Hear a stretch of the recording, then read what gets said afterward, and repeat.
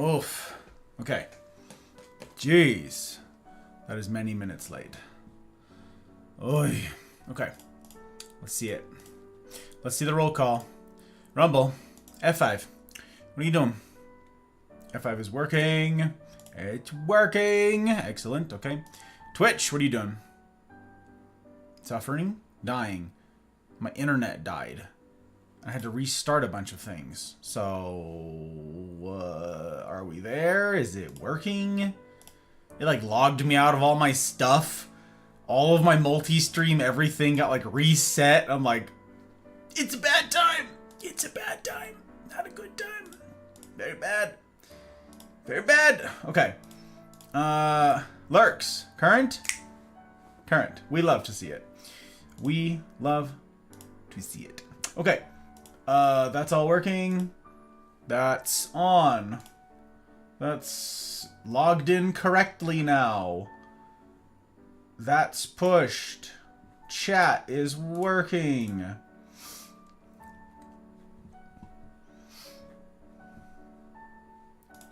Alerts. Working. I've got that link. I've got that. There. Got that saved.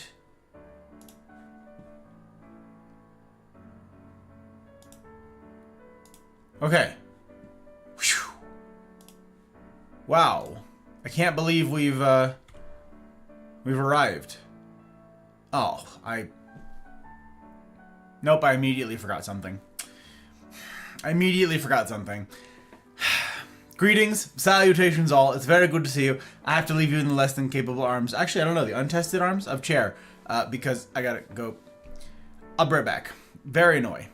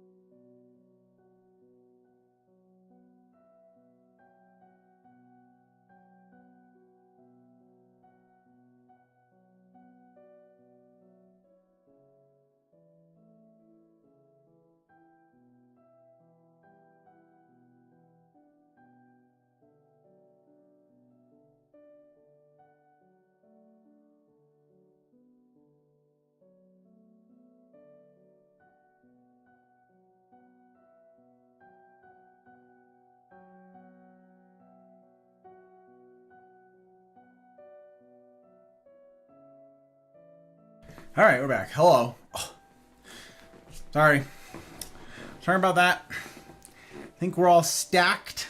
I think we're in place. By gosh, by golly.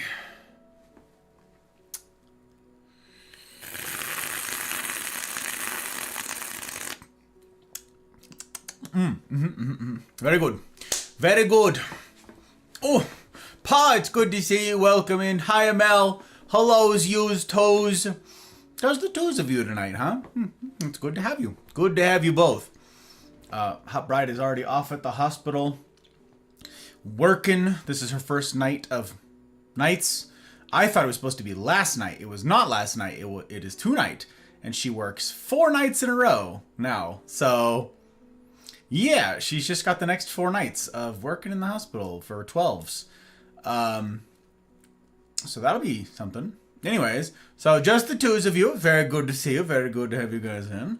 I'm saying this even though she's asleep and not going to hear any of this. Thank you, Dolly, for the follow on Rumble. It means a heck of a lot. Very sneaky of you. Very sneaky. Dolly is a Rumble star in her own right, so that's pretty darned cool, gots to say. It's happening, you guys. The rising tides. The rising tide, it lifts all ships. All boats? All boats? Is it boats or ships? I don't know. No one's gonna tell me. I'm here, yay me. Yes, yay you and yay me. I am lucky. Lucky to have you, friendo. Sending her all the best. Yep. Yep, she needs it. she's feeling pretty discouraged going into this. She doesn't know how she's going to survive for 4 days. But well, I think she will. I think she's great. I think she's tough as hell. Hi, Silver. Hello. Good to see you. Welcome in. Welcome. Okay. I'm pretty sure all my lurks are current. I think everything's working. I think we're there. I still have this stupid cough. It's very frustrating. I'm sorry that I have it. I'm sorry. I shouldn't have too much by way of the sniffles, though. That seems to be gone, which is great. But yeah, the annoying cough. It's not even a productive cough anymore. There's nothing going on. It's just, I got the black lung pop.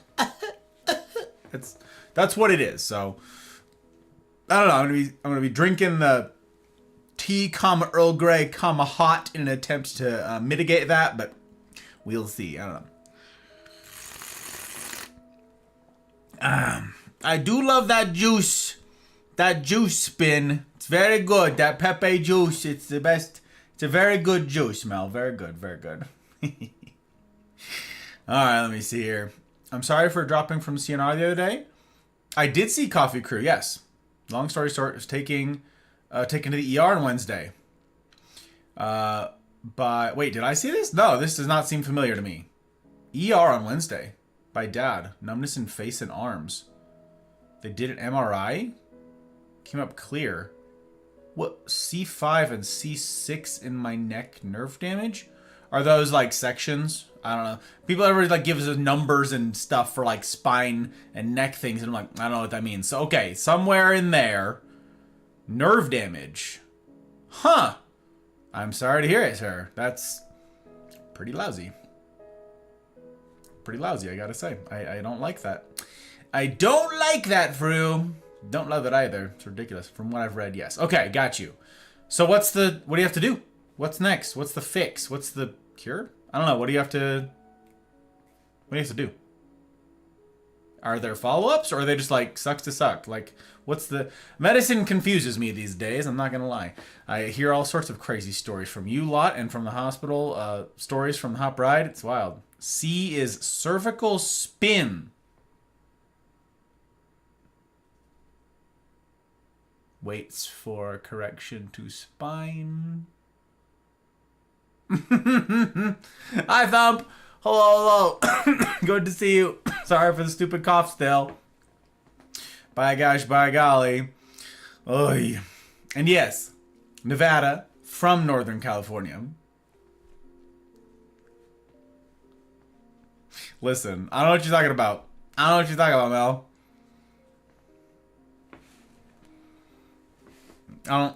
What, are you tired or something? I told the Hot Bride, by the way, about the plant. She's like, wow, that's a mood. That's a mood. I'm gonna get over this cough. Hi, Pri. Well, listen, since you climbed out of the coffin, someone's gotta be in it. It's a law or something like that. So I don't know. Yep, the flu has this lingering, obnoxious cough. But yeah, I can't stop my life for this cough anymore. So I'm back to working out. I'm back to like getting at it and the chores and all of the heavy lifting and all of the everything. And like, I'm over it. Like, I'm still eating super clean, but that's not different than when I wasn't sick, you know? And I can't stop streaming for it. I don't have like a splitting headache anymore that was making like the lights awful. It's just this annoying cough thing. So, yep. Even if it's going to make my editing life, Future Gus's editing life slightly more tedious going forward, so be it. You know, we gotta keep it on. We gotta do it. Yes, I know you knew, Thump. Yeah, you got it. If you know, you know. Cough be damned. Exactly. It's so ridiculous. Yeah, so I was doing weights again and stuff today, and I'm just like, yeah, no, this is silly. Like, I'm not like missing strength or anything. I don't feel sick. I'm not like, my weight is still good. Like my lifting is still fine. My form is still good. My mobility is still good. Like, what? So like, I don't know. Like, am I supposed to be resting anymore? Like, I'm still, like, eating vitamin C like it's going out of, like, production.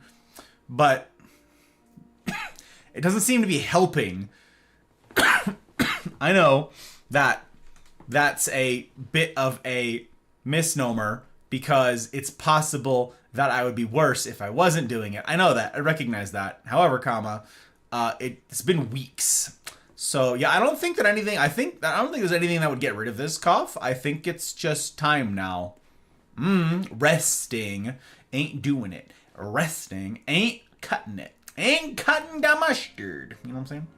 You know what I'm saying? I don't know. How do we cut mustard? Does someone know where that phrase comes from? Because why would one cut mustard?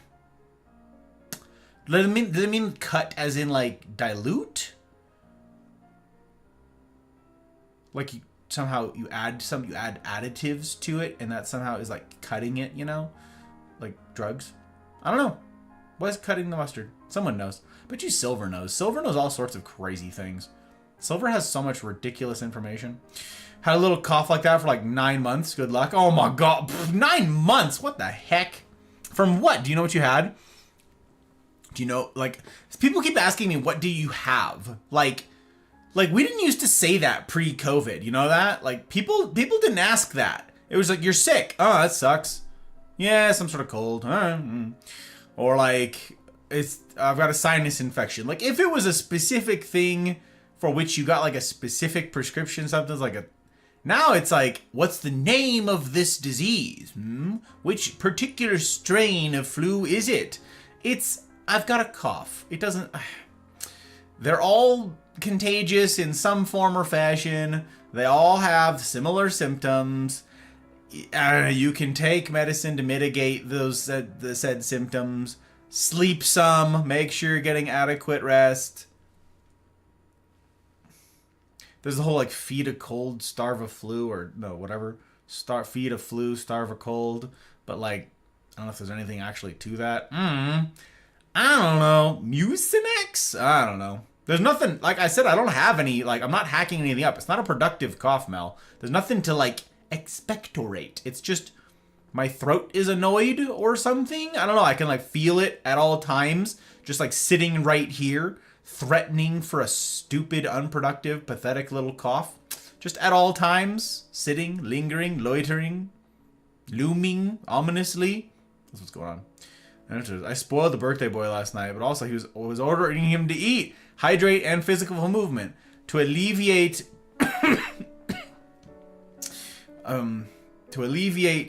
having alcohol knock him on the buttocks. Yeah, you guys were making him do shots. Yeah, I saw that. What was it shots of? Was that flavored vodka, Thump? I saw that. I was like, what is going on? Was it just Anna making him do that, or was that redeems from you guys?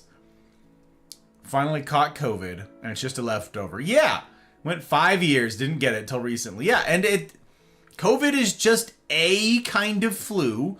Like, the regular flu is more dangerous, depending on the, like, segment of the population that you're in. That's information from the CDC, by the way. That's, like, the official stats are the regular everyday flu is far more deadly than COVID. It's not some crazy thing. That's from the CDC. But like, it just does that. It gives you a silly little cough. I remember when I got COVID back in 2019. Is like the very end of 2019 going into 2020. Super annoying. Yeah, the cough lasted forever. And I'm like, this is obnoxious. Oh, I see here. The idiom, ooh, good, cut the mustard, meaning to be good enough or to meet expectations, likely originates from the military term pass muster. It suggests that something or someone has been inspected and found to be of satisfactory quality.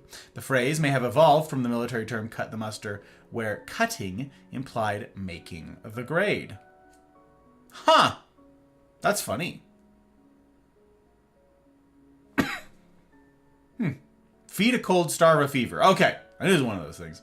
No crackling if you take a deep breath. No, Hot Bride and I did all that. She's got the stethoscopes and all that. So she's like, yeah, you can listen. So I did it like on her. You put it on her back and you listen in like 4 or 5 different places. She did it to me. She's stethoscope. She's listening. For a while there, I had that, yes. Now I don't. Now it's just nothing. Now it's just annoying. Like, what is that? What is that? It's ridiculous.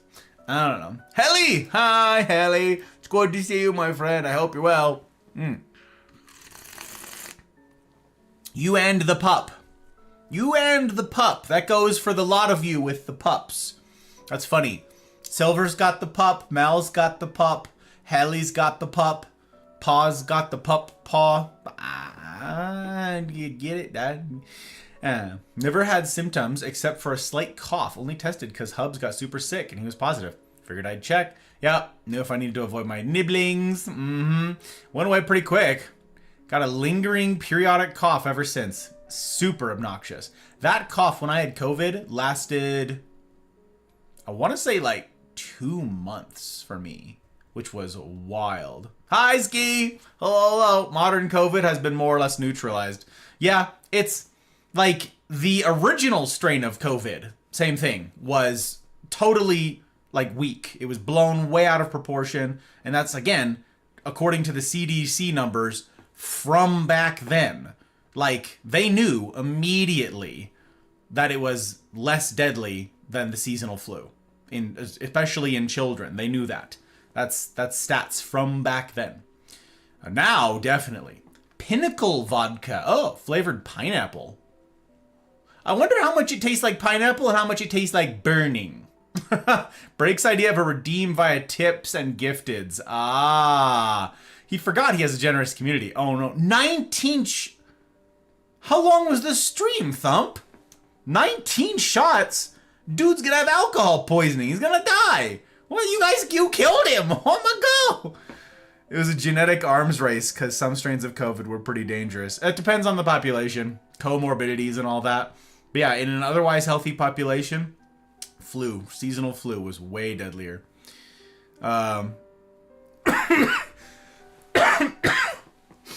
Applause. And you know why? I don't know why. Well, I'm glad someone knows why. I don't know. How you doing, Bree? You doing all right? Are you all healed up? Are you done being sick? I have some minor news for something I'm doing Tuesday in it. Tell me the tea I wish to know. I wish to know, I wish to hear. 5 hours. 19 shots in 5 hours. Was it spread out over that whole time, Thump? Or was it like concentrated? Were there bursts? I know I'm asking a lot of questions here, but I don't want Break to die, you know? Jeez. Anna did a quarter of them with him? Oh! Okay, 19 shots in 5 hours. Each an ounce. Yeah, okay, it's not gonna kill you, but if it's indeed over those 5 hours, yeah, you're not gonna get good sleep on the other side of that. You know, you'll be knocked out, but you're not gonna get restful sleep. Obviously, you're gonna lose all that REM sleep. But you're gonna be dehydrated. Hopefully he was hydrating like crazy. You said you were hydrating him, so that's good. Like, you guys are making him work out while drunk too? Make him sweat it out? Jeez. Enough about COVID, but it did contribute to some death. Sure, of course it did. It's a flu, yeah. I had something back in October 2019 where I was basically coughing up clay. Yeah, Ski, that stuff is gross. Like this, I had a pneumonia thing once upon a time. It was back when I went through boot camp and I had something similar, hacking up like pretty solid stuff. And then I got COVID and it did the same thing. So I actually was in Texas at the time and I went to On-Base Medical and I was like, I think it's pneumonia. And they were like the front desk was like, that's very specific of you to come in here claiming. And I was like, yeah, I've had this thing before.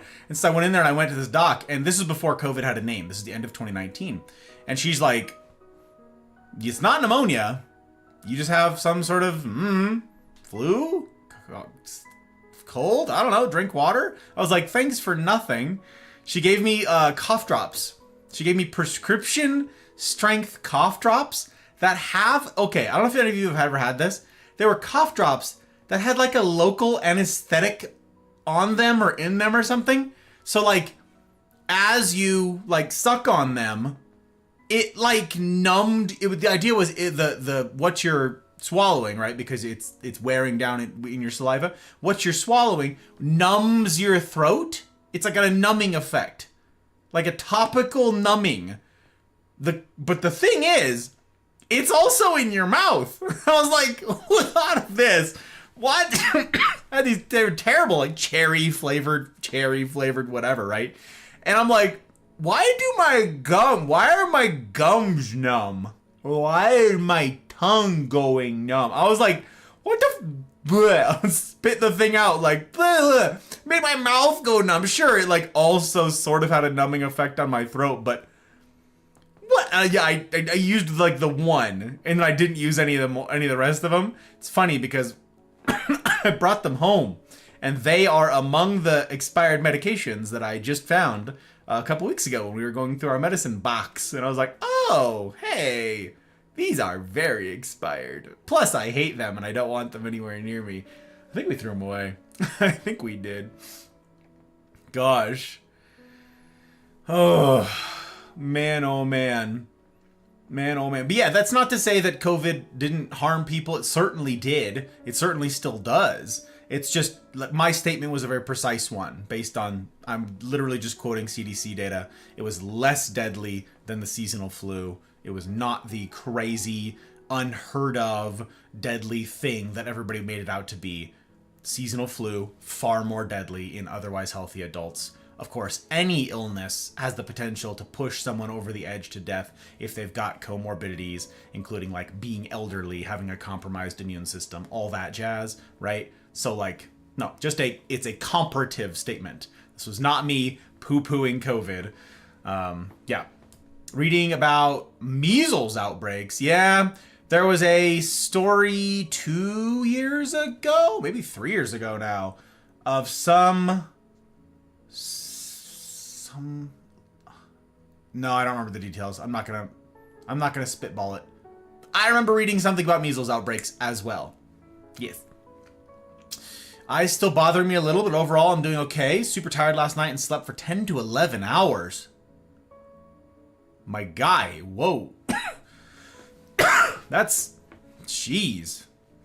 I guess, get that good. What the heck? I have the tea from Helly. I'm going to have a talk with someone I used to intern with 10 years who managed an e-waste recycle plant. Going to talk to them about purchasing some computers and laptops to refurb to sell or to donate as I get them. Oh, very smart. Look at this man, looking at the hustles. Dude, there's always work out there, and your skills are in demand, my friend. Good for you. I like it. I want a coma and my work week isn't over. No. No. No comas. It was less about being nice and more about being necessity to function. Yeah. Once had bronchitis so bad, you dislocated ribs? Very pain. Very never again. Yeesh. Bronchitis is the one that's just like characterized by violent coughs, right? Sounds preferable to the strawberry watermelon perfume juice I had in high school. I'm sorry, the what now? Huh? I assume that's some sort of alcohol? Some sort of something? Okay. No, the cough drop thing. Strawberry watermelon perfume juice? Wait, is that literal? Oh, stop. What the heck? Break didn't do a proper shots at first. Okay, he was pouring into a cute little goblet-style glass. Anna told him to dial it back to half of what he was doing. By the end of the stream, he wasn't feeling the effects as bad as he was earlier in stream when he wasn't moving around, munching on cookies and food and hydrating. 9 shots at the beginning of his stream, and I told Break to space out the shots. Sound counsel. Solid counsel. Solid advice. Can't knock it. I'm glad that he didn't die. Have you heard from him? Has anybody heard from Break since last night's stream? Is he still, above ground? Jeepers. Gonna get one sentence right tonight. I can feel it. Mel. I can feel it. It's coming, baby. Strawberry watermelon perfume juice. You did say that. It was terrible imitation Gatorade. Oh, Gatorade mineral water. Okay. Dude. Ski. I just had... Wait, strawberry watermelon. Okay, when Hot Bride and I went on our little date thing up to Tahoe, we ducked into a grocery store and just like grabbed a couple drinks because it was kind of hot outside and we were cooking a little bit. And so I was like, yeah, let's walk around and grab a little drink, you know? And I got, you guys know Pom, the pomegranate juice thing? It's like shaped like 2 pomegranates stacked together. Fun bottles. But Pom is good. I like Pom. I don't drink a whole heck of a lot of it because it's really tart, so you don't like waste it. It slows you down. If you've never had the one that's like Pom, but it's got added blueberry in it, also very good. S tier, highly recommend. That one's much more drinkable though, so be mindful. It can be expensive and you can go through it pretty quickly as a result of it being much more drinkable. But apparently, this is news to me, Pom has now branched out beyond just pure 100% pomegranate juice and pomegranate juice plus the blueberry juice. And now they're doing like tea things, like same bottle, like the little bottles. But instead of it being like this dark, if it gets on any of your clothes, it'll stain them forever sort of color. They're light. They're pretty like, is it opalescent? I don't know. You can see through them, whatever. Low opacity. And there's like different teas, okay? And so one of them I got, it was supposed to be pomegranate juice and like green tea. Is like what it was supposed to be. But it was pretty light. And I'm like, I don't know. There's a lot of pomegranate juice in there. Given how light this is, I don't know. And what you just described, strawberry watermelon perfume juice, that is not far off, okay? It's not it precisely. Hot Bride described it as drinking a candle. It was foul. I'm so glad it was this little bottle, but it was overpriced because it was up in Tahoe. And it's like from a grocery store. It's like this little tiny thing. It was like $4 or some nonsense. And it was disgusting. Bitch, disgusting. Oh, my word. Never again. I will never have another, like, Pom experimental drink. If I'm going to have Pom, it's going to be one of those first 2 things I said. Never again one of the little tea spin-offs. So, by gosh, by golly, wow, that hit me right in the... Whew. I had blocked out that trauma, but welcome back, trauma. I figure if I can get some hardware for cheap. It's getting tossed anyway. See about giving them a bit more per capita of the hardware to make sure they aren't taking any hits. I can either make some extra on the side or send a device to someone who doesn't have one because they couldn't afford something else. The way I see it, it's a win-win. It's a win for me and a win for the e-waste company. I concur. It's pretty darned cool, Helly, how you can do that. And that you have a mind that can think of doing such a thing. Some people, like, could do it if push came to shove, but here you are thinking of it. It's pretty slick. Pretty slick. Used to do 1 part Pom, 4 parts water. Love it as... Right. You can dilute it out. You can stretch it because, yeah, if you have the concentrate, you're like... It's very tart. Very tart. Hot Bride can handle tart better than I can. And I've gotten better at drinking it over the years. We don't have it super often because it's kind of pricey. You get it from Costco is like the best way to... That's the cheapest. Even then it's like $10 a bottle though. So stretching it out a little bit is... That's the move. That's the move, yes. Transparent. Exactly. Sounds yummy. Like the scent of this drink lingered in my throat for 2 days. Oh yeah. We had to go find something. I said, I need to eat something. I need to, whatever this is, whatever this flavor is on my palate now, it's got to go. I don't care what it is. I'm going to start scraping gum off of the sidewalk if that's what it takes because it was bad. It was bad. They've got peach. Oh, no, it's bad. Yeah, no, hey, maybe you guys will like it, but Hot Bride and I hated it. It wasn't like, oh, it's fine. It's all right. It's passable. No, it was disgusting. Ugh. He's out karaokeing with friends tonight. Before karaoke, they were going for dinner, and I made him a special cheesecake. So he's alive and well. All right, well, I'm glad to hear it, Thump. This is good. I would hate to have all of that be lead up to you being like, oh, by the way, he died. The end, I would be upsetty. Like, you're like, what? People die all the time. It's true, they do, but I'm glad that he is not dead. He's gonna karaoke, which means he's gonna drink more tonight. That's what you're telling me. You don't go karaoke sober? Oh no. I like to drink what we call toddler juice. I mix juice with water like 50-50 ratio. Straight juice is way too much. Yes, I got you.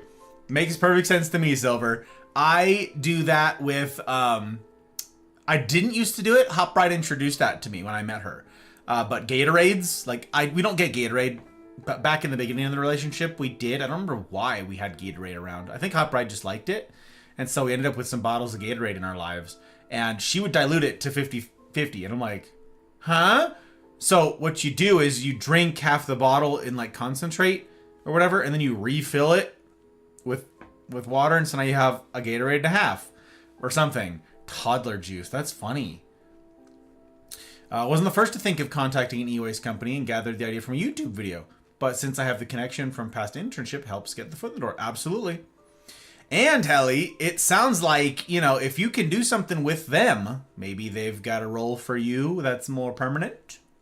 I don't know. I don't know. It's who you know. In England, it's quite common to dilute juice. Don't know about elsewhere. Huh. Today I learned. Sabrina! Hi, Sabrina! So good morning. I shouldn't be awake. And yet, here you are. I'm lucky to have you. I hope you're well. I hope you're well. I hope you are also freaking done being sick. Sabrina, I still have this cough. Still. It's hanging on, baby. By its fingernails. It's hanging on. It's making me crazy. That would be my answer too if you did die. Yeah, exactly. It would. Well, people died. That's. Listen, you gotta die of something. Why not have it be pineapple flavored vodka out of a tiny goblet? I can see you saying something like that, Thumb. I can see that. Okay, there was the first like serious cough that I had all day. There it was. That's so annoying. The Minute Maid cardboard canned juice is so high in vitamin C, it's practically an acid. I know exactly what you're talking about, Ski. The concentrate that's in the freezer, you like pop the top and dump it into, and you add water. I grew up on that stuff. That's the kind of juice that we had growing up as kids, was the concentrate, Minute Maid. That's so stinking. Memory unlocked. Memory unlocked. That is hysterical. It's definitely the foot in the door. It might down the road to make this full business, but right now is a side hustle. Fair enough. Fair enough. Still have a cough, but it's getting better. Oh, twinsies. What the heck? Oh my gosh. So frustrating, Sabrina. So frustrating. All right, gang. All right. I have a thing to announce as threatened. And because of the short notice, all of you capos over there, you're gonna get the answer posted over in the capo chat, because you guys get to see it first. I'm gonna go through the rest of my intro here. I did not receive any last minute votes, so you guys, capos and above, you can go direct your attention over to the Discord, and you can see the results of the voting. They are in as of, well, now. I didn't receive any votes up till today, so I got some last minute votes this morning, and that pushed the winner over the edge. And I will let you guys all see that for a few minutes and finish my intro here, and then I will announce it to everybody else. But that is the new game that we are going to be tackling starting tomorrow. Okay, so we'll come back to that. But for the rest of what's going on, let's see. Tomorrow, Anything But Apex, new game, as voted on by said patrons. Tuesday unit, back to Ape Legs, pretty darned cool.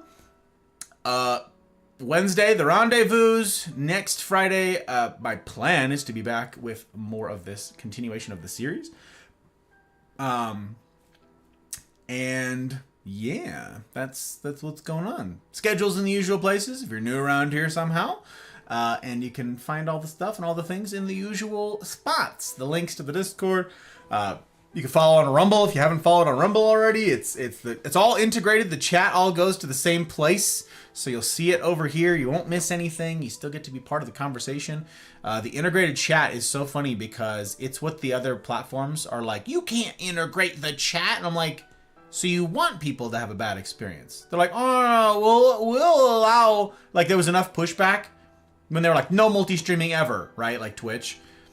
And there was enough pushback on that they're like, fine, we'll allow multi-streaming, but you can't do anything to make the experience seamless. Huh? You can't integrate chat. They're really big on, no. You have to make everybody's life miserable. It's like, so, okay, you're not banning multi-streaming. You're just making it impossible to do it well? Like, no, screw them. Screw them. Absolutely ridiculous. Anyways, you can follow on Rumble. You can subscribe on YouTube. Thank you guys to those of you who have seen the shorts that have rolled out this week. The one on Tuesday in it, I don't know. You guys hated that one. I don't know if that one is crazy because I gotta like, I'm a bit shook by this, all right? The short that I pushed out on Tuesday at noon, this past one, I thought was like the funniest. I thought that was like my favorite short so far. I was all proud of myself. I worked really hard on it. Like pat myself on the back like, oh, that's a keeper. I was so excited. I even told you guys about it like a week ago. I was like, I'm excited for Tuesday. You guys get to see my favorite short. It's the best one I've made. The best one that we've made, me and Fabulous Tier. And like, it is the biggest flop. Ain't nobody watched that short. The others have thousands of views, okay? The other shorts, all from the same like series, thousands of views that ramped up, right? Like, so it was Paw's favorite one, okay? Ugly Mugs. We've got Ugly Mugs, and then we worked our way up, and it just ramped up to thousands and thousands of views for each one. The one from Tuesday, the B-movie one, that I thought was so stinking funny, got 80. How's that even possible? What? Like, I don't know. And then like the one that went out Thursday already is way farther along. Already way farther along. But not Tuesdays. It is tote. That is dead, baby. But I don't know. Let me see here.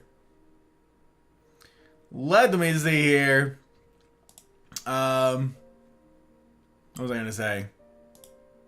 Right, so you can subscribe on YouTube to see all the content there. This upcoming Sunday, I should, fingers crossed, we're down to the wire here. We're in crunch time, and we're zooming, baby. We're going as fast as we can.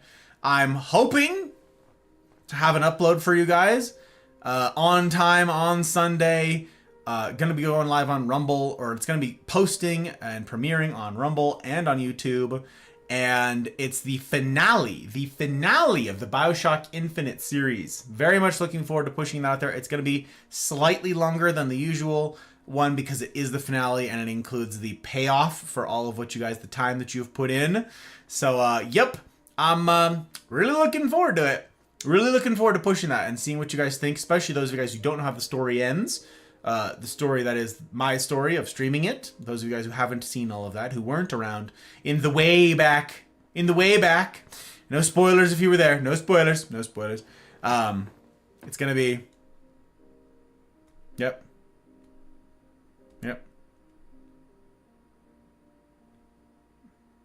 Did I tally your votes? Yes. And if in your question is how come there's not a game that I put on the list in the final tally? It's because that was not a candidate for votes. You are not the only one who did that. I'm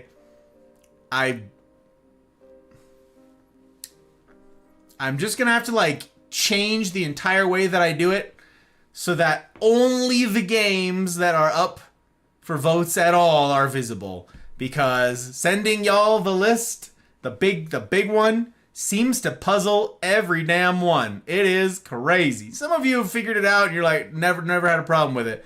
But by golly, the vast majority of people have not read the instructions and been like, these are the ones that are up to vote. This is them. These are the only ones.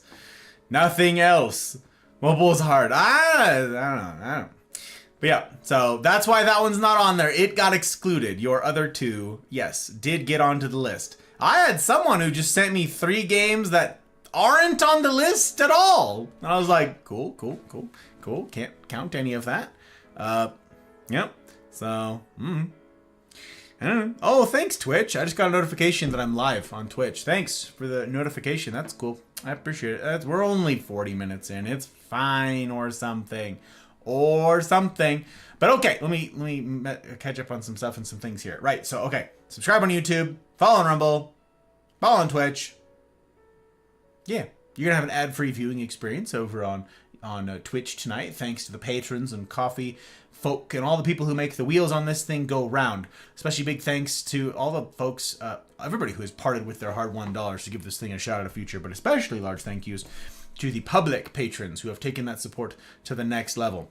And that includes Aki, Bootless, Dano, Leanne, Ferret, Goose, Abby, Tink, Helly, Marty, May, Karma, Pre, Rick, Zen, Ryan, Sabrina, Tier, Mouse, Trosky, Pell, Milk, CJ number 1, and Zen. Thank you guys. Means a heck of a lot. Also, I like that the list is alphabetized. I don't know why. It's very fun in my brain.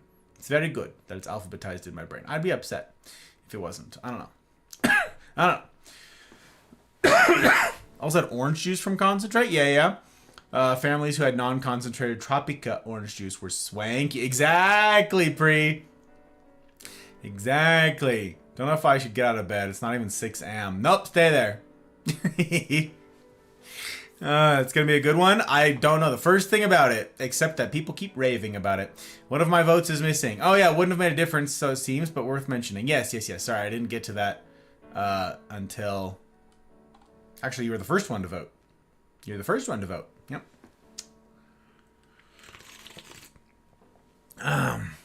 Or put a big blinking line separating them. I have this giant page-sized gap separating them. And different headers. Listen, I don't know that you can add a blinking line to that format. I don't know if that's allowed. I don't know if that works. Put a big flashing message that says, if you are below this, you are wrong. Thank you for dropping all the links, Mel. I appreciate it. Oh my gosh. Okay. So, without further ado, I get to announce the game, you guys. Starting tomorrow. People literally don't read things. It is what it is. Yeah. Bed is cozy. Very good. Very cozy. Without further ado, the next game on the Anything But Apex lineup that we are firing up tomorrow night for the first time, totally blind, not knowing anything going in, which of course is my preference, is the Beginner's Guide. The Beginner's Guide. All that I know about it is unless I'm mixing it up with another game, in which case you guys could tell me, like, listen here, stupid. That's fine, I won't be offended. I mean, I'll be a little offended, but it's a worthy insult. You know, it's a worthy correction. I need that tough love. All I know about it is that it's from the same people who made the Stanley Parable, I think. Again, unless I'm mixing it up with another game. That's the Beginner's Guide. So I'm looking forward to it because Stanley Parable was hilarious. It took me way longer than I expected, and those of you who are here are like, why is it taking him so long? Well, it's because it's me. That's why. Like, you could literally finish the game in a couple hours, if that. But I'm like, no, we're going to do all of the ridiculousness. I know, those. If you were there, you already know what I'm talking about. You know what I'm saying? So that's all I know about it, but I've had some people freaking dying for me to play this game. I've been hearing people messaging me forever, like, oh god, you gotta play it, you have to. I'm like, I don't have a say in this. It's the votes. What? I had one person. Should I say this? Should I tell this story? Should I reveal this thing? There's a very real possibility that one of the public patrons on that list will drop their support entirely now that this game is being played, because now they don't need to vote for game anymore. Because, I mean, it's possible they were trolling, possible they were joking, but they said, I'm going to become a supporter just to get this game on your stream. And now they're like, all right, sick, and then just drop the support. Which is fine.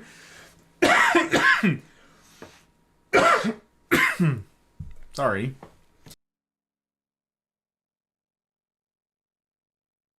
Nope, nothing. Nothing, just a dumb, silly cough. But yes, beginner's guide. That's what's happening. Surprise! I don't know how long it takes. I don't remember. But I'm told that it's short.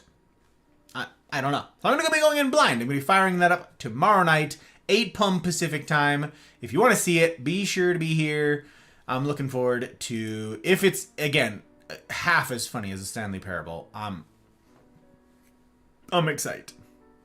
I'm excited. Never heard of it. Yeah. Never heard of that either. Stanley Parable? Sabrina, you weren't here for Stanley Parable? Was that must have been just before we met you, Sabrina. I think we probably finished that game just ahead of the plant streams then. Because Stanley Parable was hilarious. It's an absurd game. I'm very excited for the day that I get to edit that stuff down and publish it on YouTube, so you'll catch some of the shenanigans there. But boy, that was a absolutely, I don't know, feral time. It's such a feral game. So, yep. That is true. Okay, so I'm remembering correctly. Honestly, a worthwhile pursuit, but hopefully the sport remains too. Eyes the list. Guide to what? We're gonna find out together, Sabrina. You and me both. I don't know. I have no idea. Doggo had her potty break. I am back. Welcome back. Welcome back. Oy. Okay, so that's it. That's the announcement. Now you know. That's gonna go live tomorrow, and I'm very excited about that. Again, there should be the finale of the current YouTube series rolling out on Sunday, and that's all the news that's fit to print. So now we're gonna jump into the thing, jump into the stuff. We're gonna turn on the scrolling banner text here, and we gotta go turn on some Twitch strictures, don't we? Don't we? We gotta do it. We gotta do it. Okay. Let's see. Oh, Twitch changed its dashboard. Huh. Annoying. Let's see here. That's not where I'm gonna go. That's not where I gotta go. Settings, stream, raids. Deny all raids. All right, raids are disabled. Moderation. Actually, I don't know that this is a ridiculous thing. I don't know that I need to do follower only chat, because I don't see chat anyways. And it's just more like that more explaining that needs doing for everybody who's trying to field questions. Maybe I don't need that anymore. I don't know why that's never, like, quite hit me as perhaps it ought. But yeah, I don't know that I'm going to do follower only mode. Because I'm not looking at chat. I'm going to miss chat. We're not going to change it. We're not going to change it. Disabling raids, yes, because, again, that's an impossible thing to field when we're in the seriousness. But, okay. All right, let's see about this. Test without it. We're going to do it for science. That's right, Thump. We're going to do it for science. Don't forget your towel. Right. Yep. So long and thanks for all the fish. Right. To the universe. That's right. Don't forget the towel. What's funny is you said that, and I'm pretty sure I've done this maybe just once since I met you, Sabrina.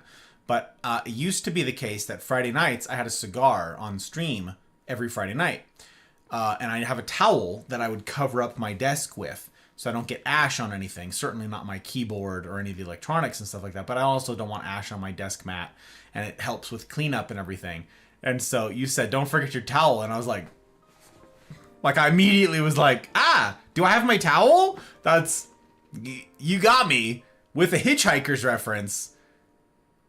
Totally unexpected. Okay. So, just saying. It's not that. Okay. I will be returning to the Shigarj later this year in all likelihood. So, yep. Chat's gonna miss you too. We will chat to you on the other side. Yeah. I remember the cigars. Yeah. Okay.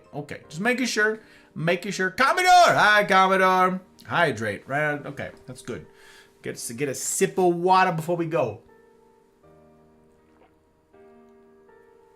It's good to see you, my friend. I'm glad that you're here.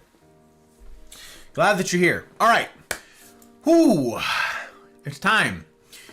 Little things running along the bottom. Raids are disabled. The doors are closed. The way is shut. It's time. Thank you guys in advance for fielding chat, whatever's going on, for folks that I will not be seeing. Thank you for... Why isn't this... Hello?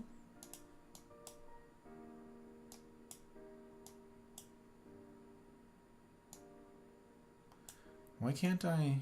Huh. Odd. Very odd.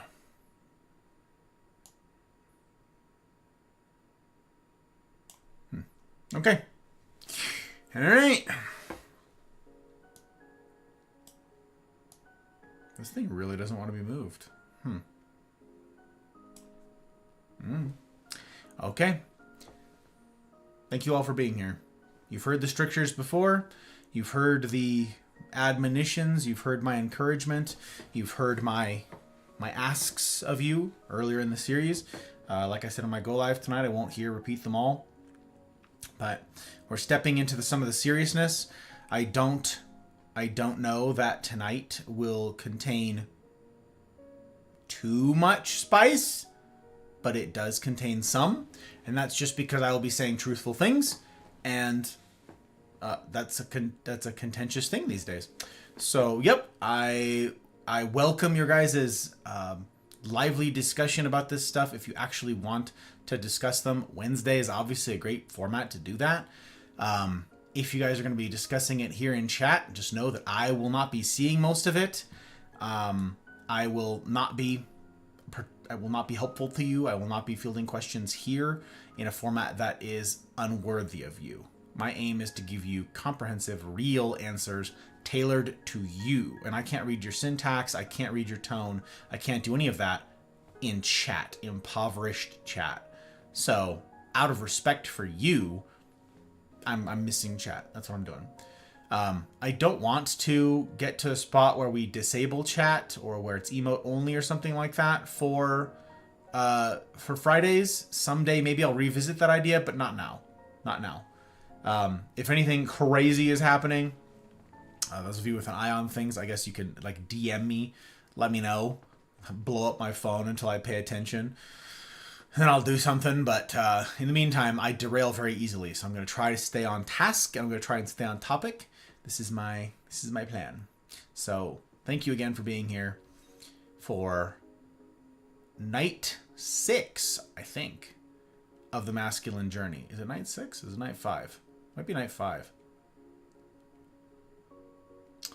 It's talk number 175. Crazy. So we can timestamp us, and we'll get into it.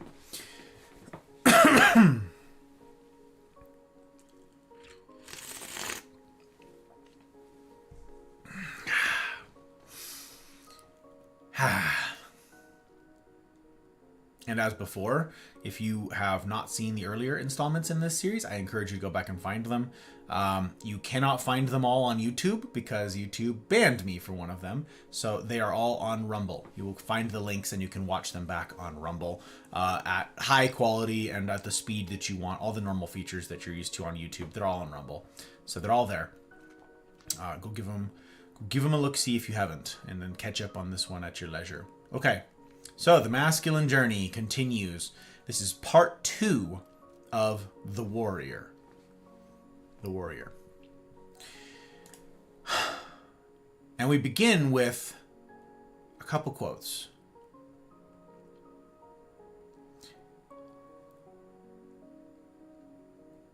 War is an ugly thing, but not the ugliest of things. The decayed and degraded state of moral and patriotic feeling, which thinks that nothing is worth war, is much worse. A man who has nothing for which he is willing to fight nothing which he cares about more than his own personal safety, is a miserable creature with no chance of being free unless made and kept so by the exertions of better men than himself. It's by John Stuart Mill. I had these quotes on a poster. I still have this poster somewhere. Little laminated poster that I received from one of my mentors when I was 12 and started the Marine Cadet program, training to be a Marine. I had these quotes memorized at 12 years old. They were right above my little desk in my bedroom.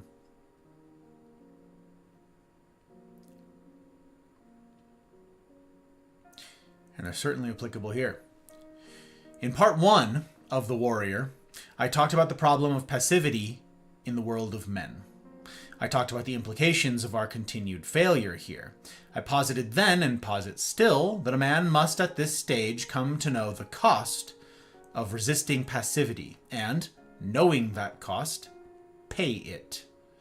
We must resist passivity, as if lives depend on it, because they do. Tonight, I'll be speaking more to the how of all this. The how, some warnings, some things to keep an eye out for, some dangers in this. And it starts with an acknowledgement. Though the pull of passivity is ever upon each of us and our lives, we men possess the nature to do something about it. We needn't go searching elsewhere for the means to resist this pull. We have, in our bones, the means to do so. And that's because there is an inherent aggressiveness in the masculine soul. Thus, it should not surprise us at all, though there's certainly no shortage of new parents who certainly are surprised, to see illusions of the warrior in very young boys. I have some dear friends from college that have started their family a handful of years back, and their first was a girl. And though she was a handful, and as a quick aside, I'm given to understand that all pre-people are a handful, sort of period, dot, full stop. But if I've heard wrong and if I've been misled here, I'm counting on, if it's indeed true that all children are actually just a cakewalk, I'm counting on the parents here to correct the record for me. Okay, they had their daughter, and she was a handful. But they began really appreciating, actually, the relative simplicity of her being a handful, and started really sort of counting their blessings for their daughter's version of difficult as soon as their second was born, because it was a son. This kid has an attitude. I've heard the saying from parents before that girls are super easy when they're young, and they're a nightmare when they're teenagers. Boys are super nightmares when they're young, and they're cakewalk when they're teenagers. So you reverse the two. This boy is a handful. An attitude and a half on him. And often to the frustration of his parents, my friends, that attitude manifests quite differently than that of his older sister. Because while she might whine and complain, cry and pout, the boy will destroy things. He has an aggressive nature that is evident to anyone with eyes, or ears, incidentally, because he is also him quite loud. I have spent much time with them, and this boy is, the volume output of that tiny little dude is just something. And this is just the early hints at the warrior to come. As for the stage itself, it begins around the late teens and early 20s. If I were forced to narrow it further, I'd say, 19 or 20. 19 or 20. And this is no mystery to Uncle Sam, by the by. It's no accident that this is the age young Marines will hit their first deployment. And as I've said before, if a young man wishes to see the warrior in him developed, he could do far worse than joining the Corps. Though I have much to complain about when it comes to the Marines, this is decidedly not one of those things. The Marines absolutely know what they're doing. Absolutely know how to develop the warrior. Bad at other things, not this.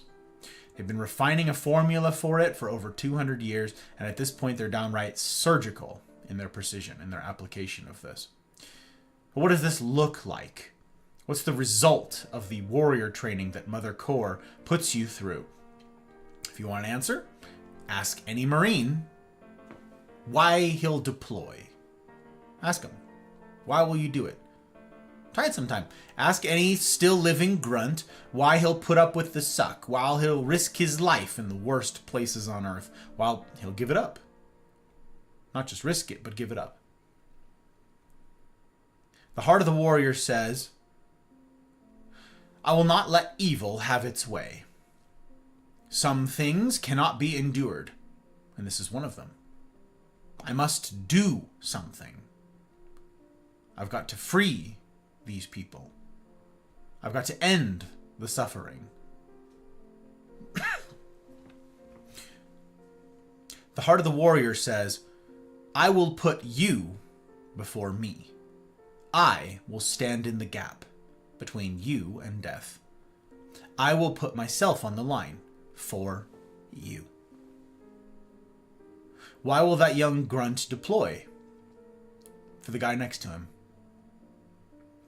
Sure, some of us may say it's for more ethereal, heady things like America or freedom. And those are noble things in need of champions as much as anything else. But what you'll hear most often is that they'll do it for the man next to him. And this spirit, this heart that says, I will sacrifice for you, that is why the warrior stage must come before that of the lover. Because that spirit will be required of him every day of his marriage. Remember when I talked about the ranger stage? I said that many a woman's heart has been broken by the modern day Peter Pans who refuse to grow up, to move beyond vapid, self-serving thrill-seeking to something greater. Well, the same thing is true here with the warrior. Many a woman has become disillusioned by their man's unwillingness to combat passivity. This is a critical moment in the development of the man. This is the time for the young man to stop asking, why is life so hard when faced with difficulty? This is the time for him to move beyond the rhetorical and accept that the why is less important than the what. What he must do in response. Set aside the why. Set aside whatever feelings of unfairness you might have. Life is hard. Life is full of unconscionable and appalling difficulty, and that difficulty must be answered with action. This is the time in a young man's life to stop asking why is life so hard, and instead start asking what ought I do in the face of it. The grim challenges what beset him must no longer be an excuse to withdraw, to remain passive. They must become the call on his life to rise up, to face it head on, to fight. No doubt, some of life's obstacles will seem insurmountable. No question. Many will require hardship and suffering unimaginable to the inexperienced 18 or 19-year-old. And if that's you, if you're in this stage and you see the giants in your life as unbeatable, remember young David. What was it again that gave him the confidence to stand up to his giant? Competence. He had done it before. You're 15 and scared? Of course you are. You've likely not developed the warrior to any meaningful degree. There's overlap between the stages, yes, and there are elements of each stage throughout a man's life, yes. But at 15, heck, you've still got some rangering to do. And I'm going to return to this. Apologies. I'm going to return to this aside in a bit. About the overlap. I want to return to that, okay? But first, let me encourage you who's listening, okay? You who are listening. The amount of hardship a man will endure, how long he can stand in the face of terrible odds and cruel circumstance, depends entirely on how much warrior he has in him. A man may answer to a terrible boss at a job he hates, with no clear end in sight. But so long as he sees it as a training ground for the warrior in him, he'll yet endure. Or, conversely, he'll think life unfair and quit, missing out entirely on the opportunity to develop his grit. Same goes for the difficult relationships he has, especially romantic ones. So long as he sees the difficulty inherent to them, as unfair, unnatural, something to be avoided, his relationships will fall apart. It is no exaggeration to say that the future of a man's marriage depends in no small part on his ability to channel the warrior inside. And insofar as he refuses to train the warrior spirit, he will be unequipped to handle the effort a marriage will necessarily demand of him. Necessarily. So, if you're 15 and afraid, know that so long as you embrace the difficulties of life as training in the years to come, you too can have the settled confidence of a warrior. To succeed here will require both conviction and discipline. First, and most obvious, you'll have to decide that these things, the things I'm telling you now, are true, in fact, and that they are, in fact, important. And that the juice is worth the squeeze in this training that I've described. I can make the case, I can do this, sure, but it will ultimately fall to you to conclude that this is something worth taking seriously. Remember this, though. Even when you have decided that life's challenges are worth facing, it's part one, that they'll strengthen you for the fights yet ahead, you'll not get far without part two, discipline. There's a reason why we think of the military when we hear that word, incidentally. Each of the branches preach it, and to differing degrees and differing results, I would say, each of the branches teach it. But it's important to make a distinction between what you think of when I use the word discipline, the camouflage one might picture that goes along with it when you do, and what good discipline actually looks like. A quote from Wild at Heart. Often, discipline is presented as kill your heart and just do the right thing. That is terrible. It wearies the soul and ends up destroying the heart, the very faculty you'll need in the face of great trial and testing. Good discipline harnesses the passions rather than killing them. A young man will need this strength of heart, whether to finish his PhD or to hold fast his convictions under persecution, or to master an art form, all of which take great discipline, fueled by passion.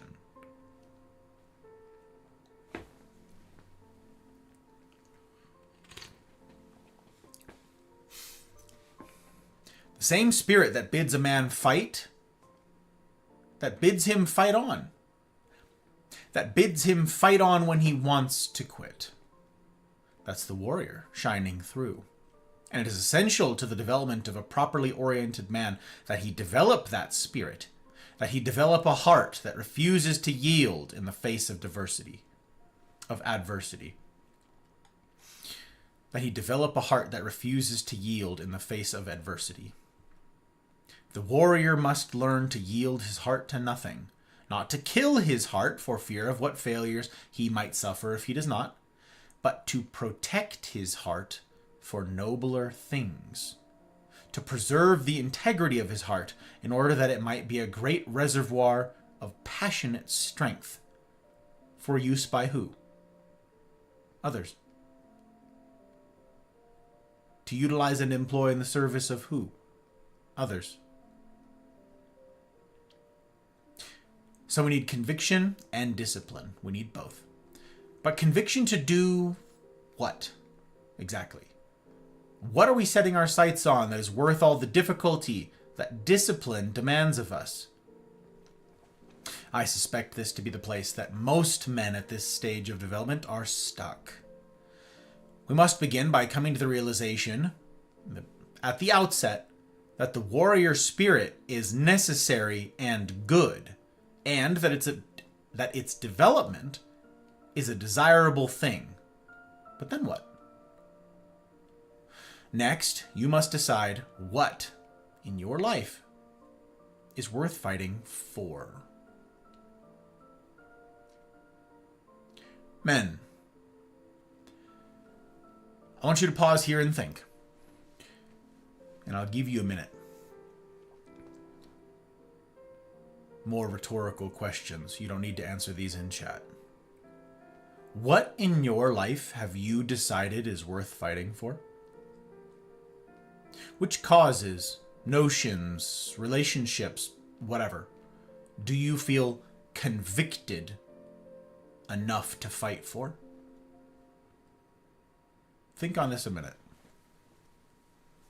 What things in your life have you concluded that you have conviction about are worth fighting for? This is just for you, okay? If you want to, write it down on a post-it note or something. If something comes to mind, if you've got clear something, write it down.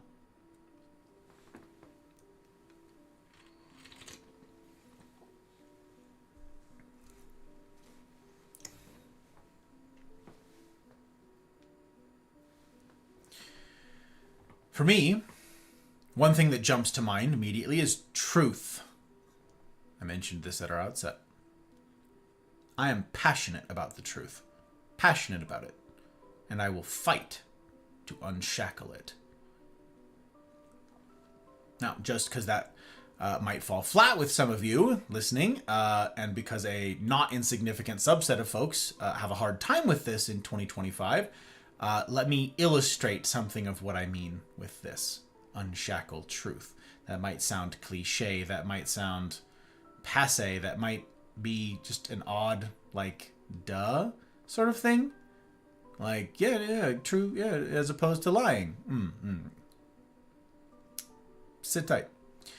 Truth, just as a quick primer on this for the uninitiated who haven't heard me rail against this before, truth is not a matter of opinion or perspective. A is A. A is not B or sometimes C, depending on how you're feeling. A is A. There's no such thing as my truth or your truth. There is only the truth. The phrasing, my truth or your truth, is oxymoronic. What's more, we already have a word for what someone means when they say my truth or your truth. It's called an opinion. The problem is that a lot of folks don't want to use the word opinion because it sounds weak. Indeed, opinions are not terribly robust on their own. They're like a building. They must be built atop a solid foundation and then defended from the attacks of those who would see the structure toppled. The truth, on the other hand, is like a lion. Let it out of its cage and it will defend itself. Alas, since so very many of the ideas of those who employ such incoherent phraseology as my truth and your truth are often untenable or indefensible, they fear voicing them as opinions. So, rather than having to do the difficult and yes, risky work of developing a robust worldview atop that solid foundation, and the equally difficult task of then defending that position, they simply bastardize and co-opt the word truth, and subsist on borrowed, read stolen, ethos. What's more, in brandishing opinion as truth, these myopic and pitiful minds heap insult atop injury. They elevate opinions beyond their place, calling axiomatic mere preference, while simultaneously diluting the very idea of truth.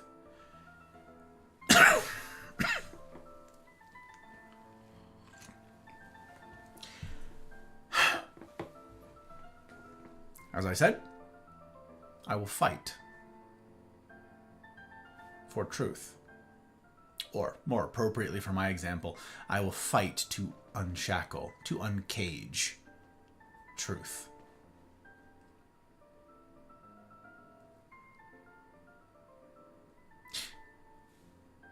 What things in your life are like that? There are a number of things for which I'll fight. Things for which I'll sacrifice comfort, get passed over for a promotion, lose a relationship, lose a job. There are some things for which I will, without question, lay down my life.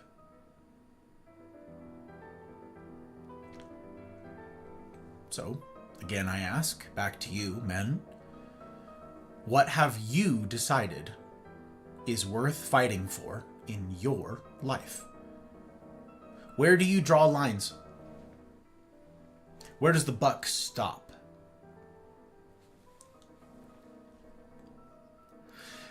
It's no stretch to say that if you've not given much thought to where the lines are in your life, doing so may be the most important thing you do this week, or this month, or this year, for that matter. Whatever good is left to this world will not long last in the face of the ongoing and abounding evil, not without warriors to defend her. For, as we each know, it is far easier to tear down than it is actually to build something. Okay? It is far easier to tear down than to actually build something. And if you're like many men today, and you struggle to think of where you might draw lines in your life, it may be because you've not had conviction, don't miss it, modeled for you.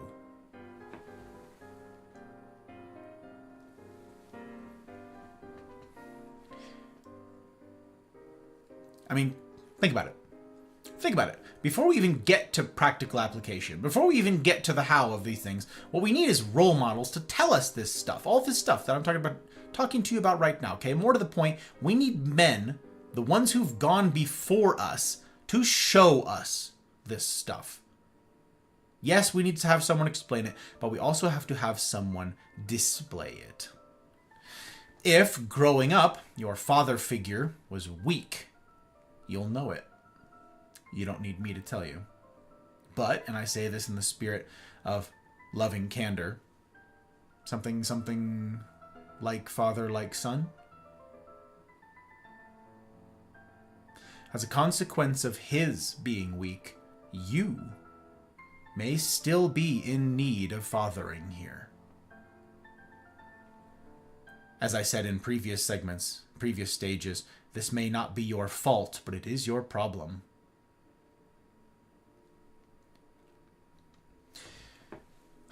I know a very nice, mild-mannered guy, who I'll obviously leave unnamed, who raised his kids to be the same. He and his wife refused outright to use corporal punishment for any reason, so the kids were never spanked or anything like that, okay? Any necessary disciplining was done using softly spoken words. Things like, we don't hit our brother, because that's not nice. And whenever there was trouble, regardless of which of the siblings initiated, okay, whoever caused, whoever instigated, they would all be punished with timeouts. The sort of parent that got down on the level of the child, all of this new sort of stuff. Okay, you got to get down at their level. You don't want to talk down to them. Imagine his surprise then, this gentleman, when his oldest son walked into the recruiter's office years later and signed on the dotted line to become a Marine. Knowing that I'm one, this man then came to me to ask about the Marines. He wanted to understand what his son was stepping into and what would be entailed with the specific MOS that he had signed up for. We hadn't spoken much before that, and even less since. But to this day, I still remember the sort of shell-shocked look on this man's face when he came to see me. The sort of far-off, vacant expression of a man who could not quite square the circle that he'd been handed.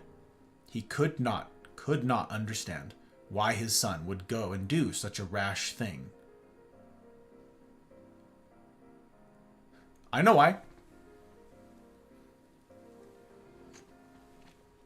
I know why his son joined up. Because the man standing before me never taught his son to be a warrior. So he had to go looking elsewhere for someone who would. And who better to learn from than the most feared warriors in the world? Men. If you didn't have a warrior to learn from, it's not too late to find one. And again, I'm not saying, I've said this before in this series, I've said this outside of this series, and I'll say it here again. I'm not saying that everyone should up and join the Marines, okay? Once you hit 30, they won't take you anyways, and even if you are under the cutoff, it is decidedly not a fit for everyone. Remember the guy I told you about from boot camp? My platoon? Guy was crying on the floor? Yeah. There's a reason the Marines are so few in number. Not everyone's cut out for it, plain and simple. But even if it's not a cadre of drill instructors, you do need some sort of warrior, or warriors, to show you the way. Some sort of mentor or authority figure who possesses courage, conviction, and competence enough to fight. So, okay. Briefly, a bit ago, I mentioned the overlap between the stages. I want to return to that for some clarification, okay? Per my posit that the warrior is seen even in very young boys, the stages of a man's life do indeed overlap. And so you can picture this more easily, I made y'all a visual, okay? It's a little messy, don't at me, all right? I know I should have done this, I should have made this from the get-go, I should have had this from the start, but I didn't even think of it now until, now. I didn't even think of it till today, because I'm dumb. Again, don't at me, okay? So here it is. Sorry about that. There you go. I made this for you. This took way too long. Okay? This took way too long to make. But hopefully this illustrates well enough what it is I'm after here, okay? So I made this. This is just for you. Okay? Just for you.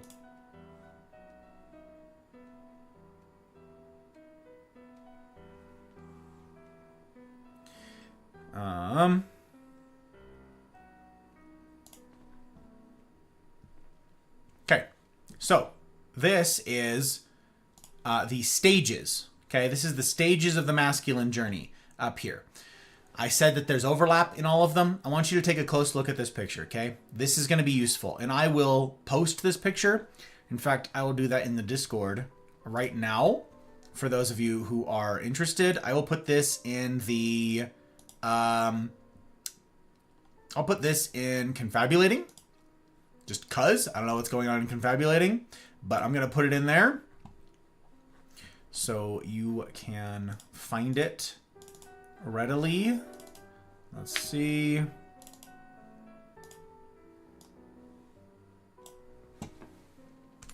There you go. It is thus posted. It is in confabulating. Now you've got it. You've got it. Also, who is this? We put friends before frames, but there are so many stranger dangers on my screen. How did that even happen?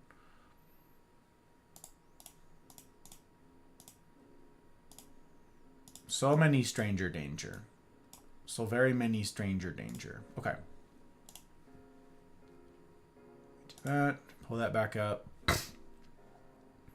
And pull that back up. Okay. So this. Sorry. I had this thing vanish for a second. There you go. There's the masculine journey. These are the stages. You got boyhood, the ranger, warrior, lover, the king, and the sage. Now, we're obviously here in the middle here with the warrior. We're finishing off the warrior here tonight, which is going to be a little bit longer because I've got some ground to cover, but it won't be too long. They're color-coded for your visual aid here.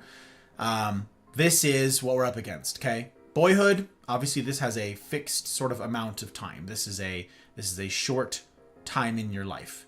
Now you notice that they're all sort of the same height. It's because they all have the same import, okay, in your life. But that's not something we're going to dwell on here. This is mainly for the time in your life. It's a bit messy up here to see, but the tail end of these bell curves, the tail end of these stretch, you'll notice, all the way back to boyhood. Okay, so you'll see that the warrior, this red line, continues all the way back to the beginning. Now, it's not very pronounced. It's still pretty small, okay? But it can still be affected even during boyhood. That's what I'm talking about when I say there are hints, echoes of this, allusions to what is yet to come, even as a boy, okay? Even as a boy. I say, this is what's going on with the warrior. And you're like, the warrior? Yes, the warrior. We'll talk more about it, but I wanted you guys to have this visual aid first, okay? So you've got the boyhood, you see the ranger stage in there, and they're all in this distinguished way, okay? There you go. So this is for your reference. I'm going to get rid of this now. You've got it in the Discord if you want to reference this thing. Now you've got sort of a visual, okay? Okay. So now that you have a proper visual for the stages, my describing the ways in which the heart of the warrior is stunted, which is where we're going next, will make more sense. I'll go through each of these in turn, but first a quick overview, okay? Here are sort of the ways. And I'll begin with a source of stunting that the millennials and younger among you will know all too well. Whether it's during boyhood, adolescence, or young adulthood, the warrior heart is stunted first when he is told that aggression is altogether wrong. That there's no place for aggression in the modern world, and that men are toxic if they ever show it. The warrior is also stunted when his attempts to be a warrior are mocked, belittled, or stymied. Next, he is stunted when, as we've talked about already, he has no one to train him. Penultimately, he is stunted if he has no king to serve, to give his allegiance to, something we'll give much more attention to when we reach the stage of the king proper. And lastly, the heart of the warrior is stunted when he has no cause to fight for. If you've been following this series since the beginning, you'll recognize the similarity between some of the stages and between some of the ones in this stage and the ones that stunt the earlier stages. And that's because, again, this stage begins early in life. So too, therefore, does the harm done then have long-lasting implications for the man's overall development. Do you remember me talking about the instinct of young boys to turn every stick, cardboard tube, or piece of PVC into a sword or a gun? Or how toddlers will often learn to make the sounds of explosions or gunfire before even their first words? Yeah, all of that is the warrior in its literal infancy. Or how about the proclivity of boys to dress up as superheroes, turning every towel or blanket into a cape? Same thing. Boys want to know they're powerful. Okay? It's not a question of what's nice or what's easier, say, for the parents to deal with in like a public setting, of course. It's a question of raw power. The child doesn't know anything about like socially acceptable behavior out and about and like what's an embarrassment. It's a question of raw power, okay? And to correct or punish him for, say, knocking over his blocks or for hacking at the reeds with his makeshift sword, is to emasculate him and stunt the young warrior. And hang on, and before you spiral into bad faith negotiation with me here and put words in my mouth, what I do not mean is that the boy ought be allowed to destroy things wantonly and with reckless disregard for others. I am not saying that he ought be allowed to hurt others or destroy their things, okay? And that's because, important, if he is allowed complete, unfettered freedom to do these things, he will be socially unacceptable to other kids, to other people. And the psychological literature is crystal clear here that if a child is not taught how to be socially acceptable by age 4, if you've not heard this before, I'm going to say this slowly and carefully, and you can find mountains of research on this. To put a fine point on this, if you are not socially acceptable, not to yourself, not to your mom, if you are not socially acceptable to the other kids by age 4, you never learn it.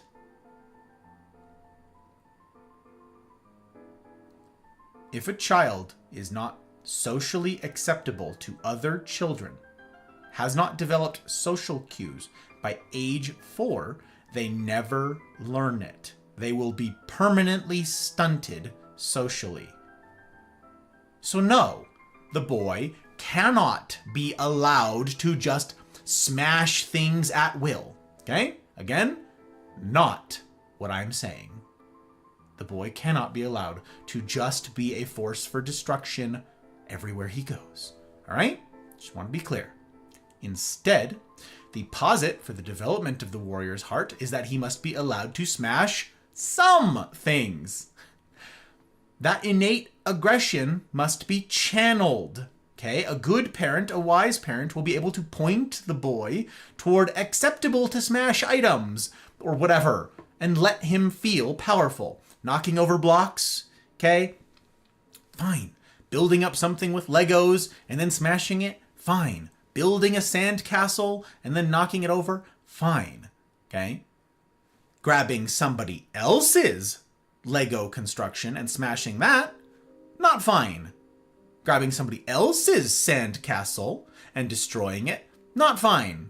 All right? Okay. Wise parents recognize this. It's not all aggression. It's the wrong kinds that get you cast out of social circles. Okay? Okay.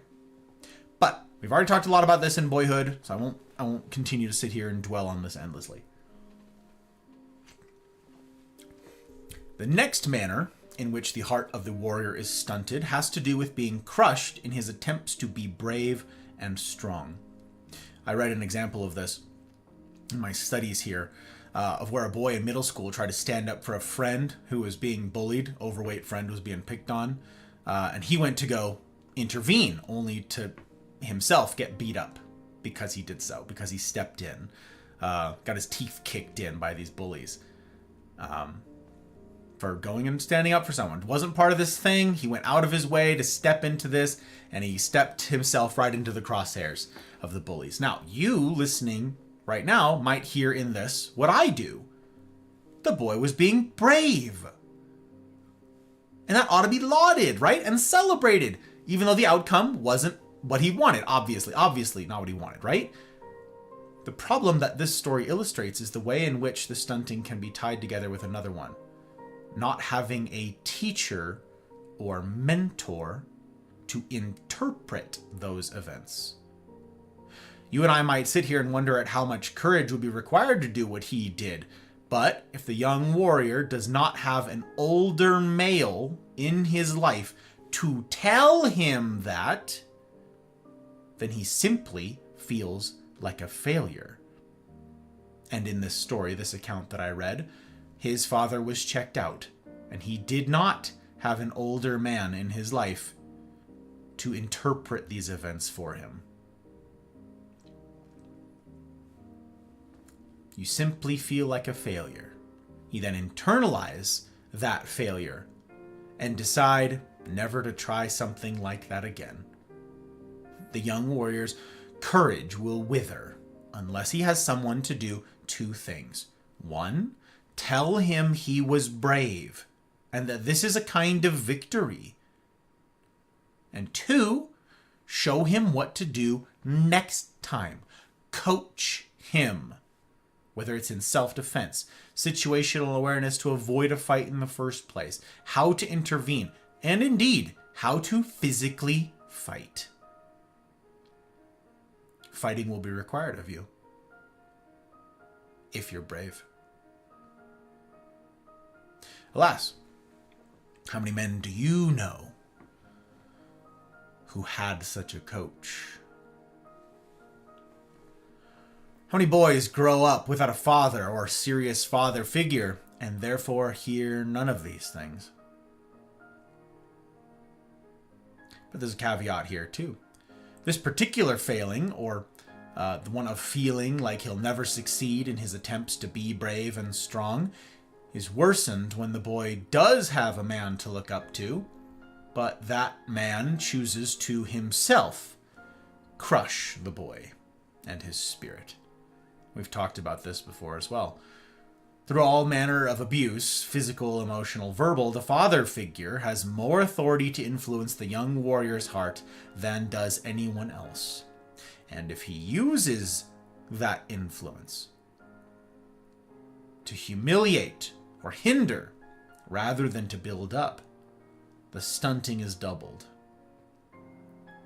The young warrior needs a man in a position of authority who he respects to tell him that though you don't win every fight, there remain things worth fighting for, worth taking a punch for, worth dusting yourself off, picking yourself up, and trying again.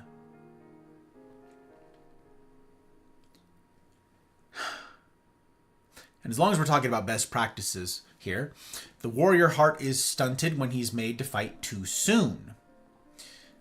We talked about this quite a lot in the boyhood segment, so again, I won't repeat what all was said before, but in short, the boy must be allowed to be a boy, okay? A child must be allowed to be a child. He must not be forced to take on battles that the adults in the room ought be shielding him from, okay? Ought not be made to take on the fights that the adults ought be fighting. This is a surefire way to stunt a man's development, by having to fight even while ill-equipped to do so, because the men in his life won't. And this leads to the next kind of wounding here. A young man must have a king to serve. Again, I'm not going to be able to go into too much of this, but you'll see what I'm after pretty quickly here. The relationship between the two is symbiotic. That's our takeaway just for at our brief handling of this here tonight, okay? The relationship between the two is symbiotic, okay? One needs the other. A good king is required to raise the next generation. So it follows that the next generation needs a good king. If all he has around him are fearful, shameful men who are either too cowardly or too inept to lead, the young warrior has no one to model himself after. I cannot in this talk develop this as well as I'd like, but this is the reason. Like, if you're interested in such things, do the digging, do some homework, do some research here. I did a lot of this in my undergraduate studies. This is the reason why boys join gangs.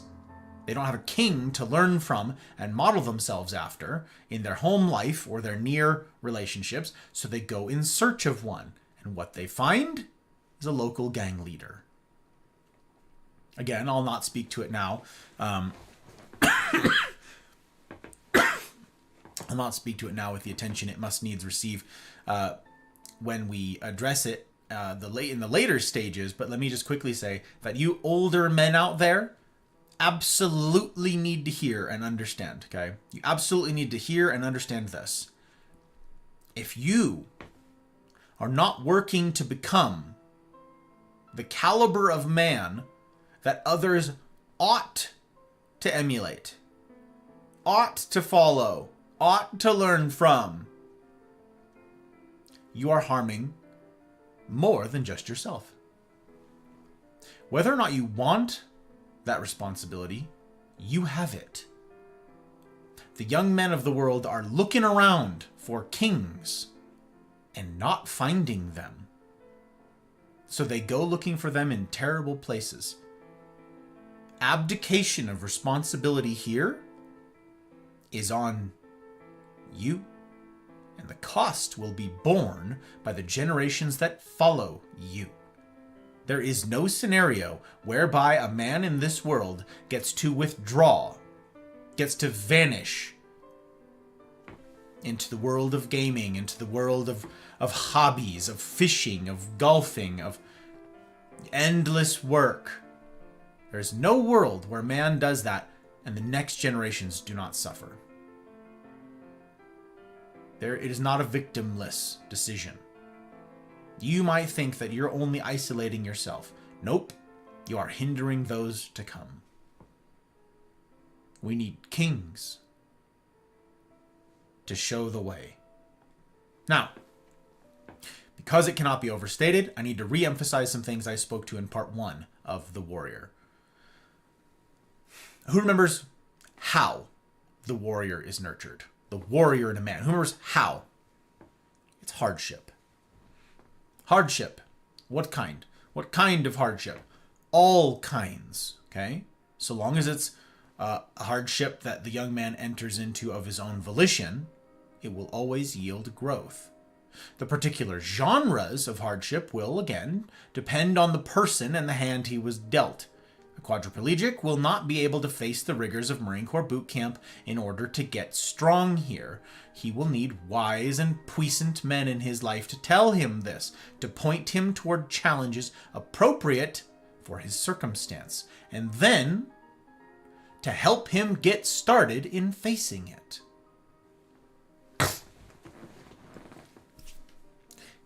No matter what kind of hand you were dealt, remember, take the road less traveled. Resist the urge to slide into the default of easy mode. Engage, even when you don't want to. Don't run, fight. This stage is about owning the difficulties of life and then co-opting them. Co-opting those difficulties as training opportunities. That's what well-developed and high-functioning men do. They lean into the difficulty, the inescapable difficulty, and they are honed by it. But that's just the default stuff. That's about having the right attitude when facing the storms of life that wash over you regardless, okay? They're gonna happen. That's the default. Here are some ways in which you can be intentional about this. Arenas and dojos that you can choose to enter into. Okay? Competition. Competition. Facing situations where you will, as a matter of course, be pitted against others to see how you stack up are super beneficial and should be a part of every man's life. And this can look like several different things. It can look like sports, basically of all kinds, okay? It can be engineering competitions or even competitive multiplayer games. And there's a caveat, if you've got someone to coach good sportsmanship. That sort of thing is very commonly taught in things like sports, right? Where you have to, at the end of the game, go shake the hands of the opposite team and so forth, right? All that sort of stuff. If that's not happening in competitive multiplayer video games, or if you don't have somebody to coach you through that, you might just become a miserable little wretch in a open VC lobby. So, yeah, competition, very important. Adventure is another. We talked about this in the Ranger stage quite a bit. But choosing to face the difficulty and uncertainty of adventure can awaken the heart of the warrior. In particular, choosing, because again, it must be a choice to face these trials, choosing out of the ordinary adventure, something that will really push you, something that will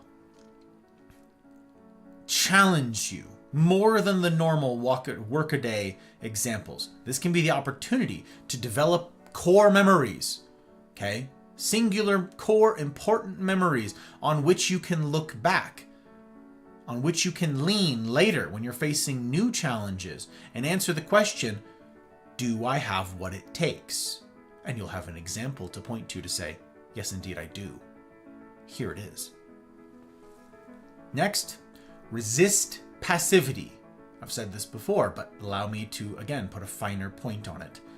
Resist passivity knowingly, consciously, with intentionality. Be decisive here. When you recognize yourself to be at a fork in the road where you must choose between easy mode on the one hand and hard mode on the other, choose hard mode. Don't get washed along and end up where you end up. Choose it. Each time you do so, you will be made stronger for the next challenge, for the next fork in the road. That decision will be easier for you because you will have practiced. Do you see it? Next, study. Read. Read, damn it. Too few men read. And I mean like anything meaningful, okay? I don't know why. This is a thing. Too few men read. Sometimes it's sometimes it's because of pride, okay? What do I need a silly book for? I learned everything I need on the streets. Or it's because he's not made it a priority. This one's a little less, this one's a little more understandable, a little more forgivable. The outcome is the same. He's not made it a priority. In a world where everything on his plate is a priority, this has sunk to the bottom. Maybe he thinks, someday I'll read that book, someday I'll read this thing when I'm not so busy. Only again, the moment never comes. The busyness never ceases. He just can't add one more thing to his plate. And if he is forced to add something to his plate, it's not going to be a book. I've heard both of these from no small number of men. No matter the reason, a man ought study the lives of the men who've gone before him. This is key. Study laudable, courageous men. And here's a component of this, okay? I know there's some trepidation here. Sit in the discomfort of seeing how better men than you have handled the storms of life. That prickly feeling of your hackles getting up, that's pride.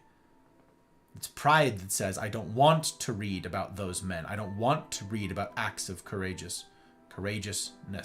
I don't want to be compared because I don't want to be judged. Wait, who are you being judged by if you're reading a book? Yourself. Because you know it's true. Lean into it. Choose to learn from the trials of others and incorporate that wisdom into your life, into your experience. Through all of these things, through all of these options, all of these things that you could lean into, that you could choose to be intentional about, to hone the warrior in you. Remember, if you eschew these things, if you say, screw it, screw that Gus guy, I don't need any of this stuff. Forget that. I got my life is hard enough. I don't need anything. I don't need any of this bunk, this warrior nonsense. Remember, if you are not first a capable warrior, don't miss this. If you are not first a capable warrior, you will never become a worthy king. That is, if you're suddenly promoted to a lead position, all of a sudden you've got people under you. You've become head of a household, head of a department, head of a squad or a platoon in the military, and you've not developed the sinew of the warrior. You'll do one of two things. One of two things. Either you will crumple under the weight of the crown, or worse, in my opinion, because it's not just you. You will lead your people, be it a business or a household, into passivity. How? Why? Because again, you won't know how to model anything else to them. Passivity is all you know. It's what you will model by default. Do you see it? Some final thoughts on the warrior. You must find a rhythm for rest and war. Okay? Because some of you are thinking, my life is hard, Gus, and I have taken on some things, but to what end? You must find a rhythm here. I did a series on this.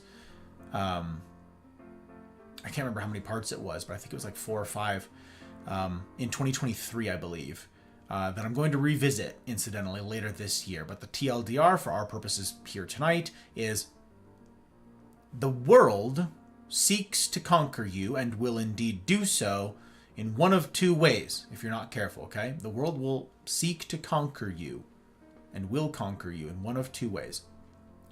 The first and easiest is to keep you out of the fight altogether. And that's exactly what's going on in our world today. Men are disengaging under the deluge of discouragement and difficulty, getting poo-pooed for being men.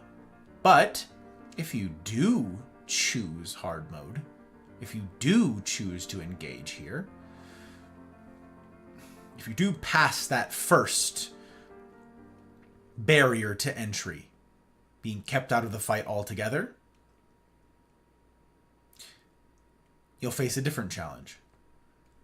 The world will seek to bury you in battles. That's how it will beat you. By burying you in battles. More specifically, you'll find yourself buried in battles that aren't yours to fight. This is key. Not all battles are yours. Okay?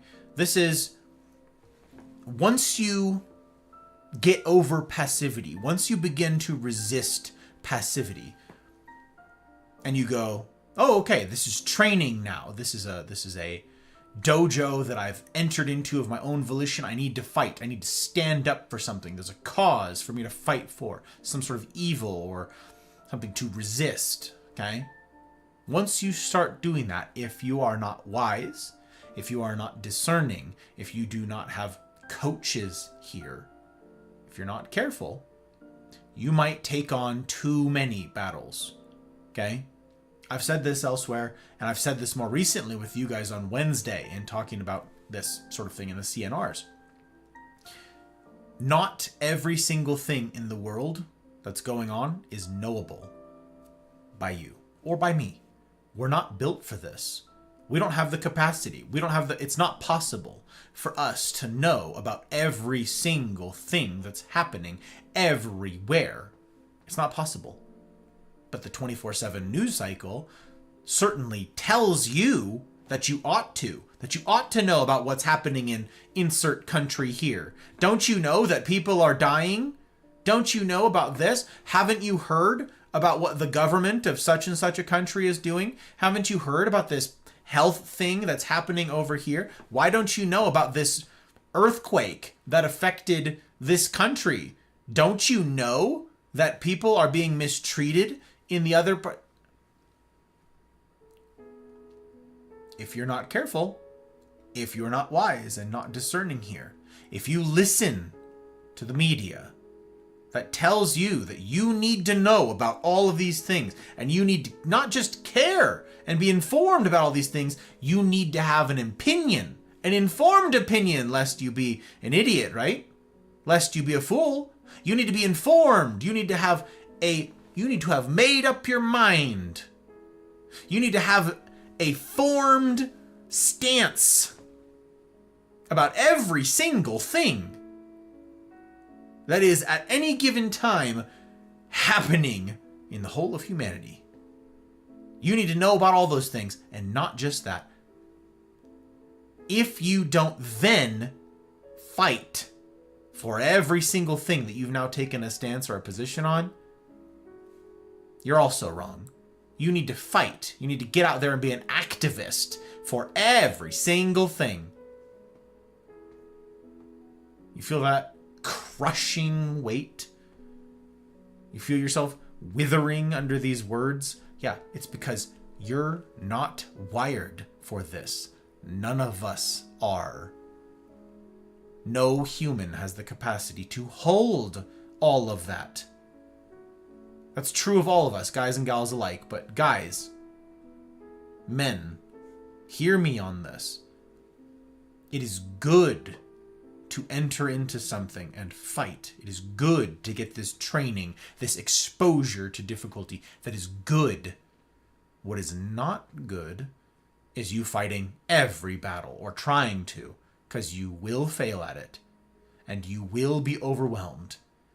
And insofar as you fail to pinpoint something, some cause, or some small handful of causes that you can drill down on, you will be ineffective at everything that you put your hand to. If you try to fight for every single fight that could possibly be fought, if you go out swinging for all of them, you will be ineffective in all of them. You'll be effective nowhere. You get really good at getting beat up. You need to choose your battles and then stick to them, okay?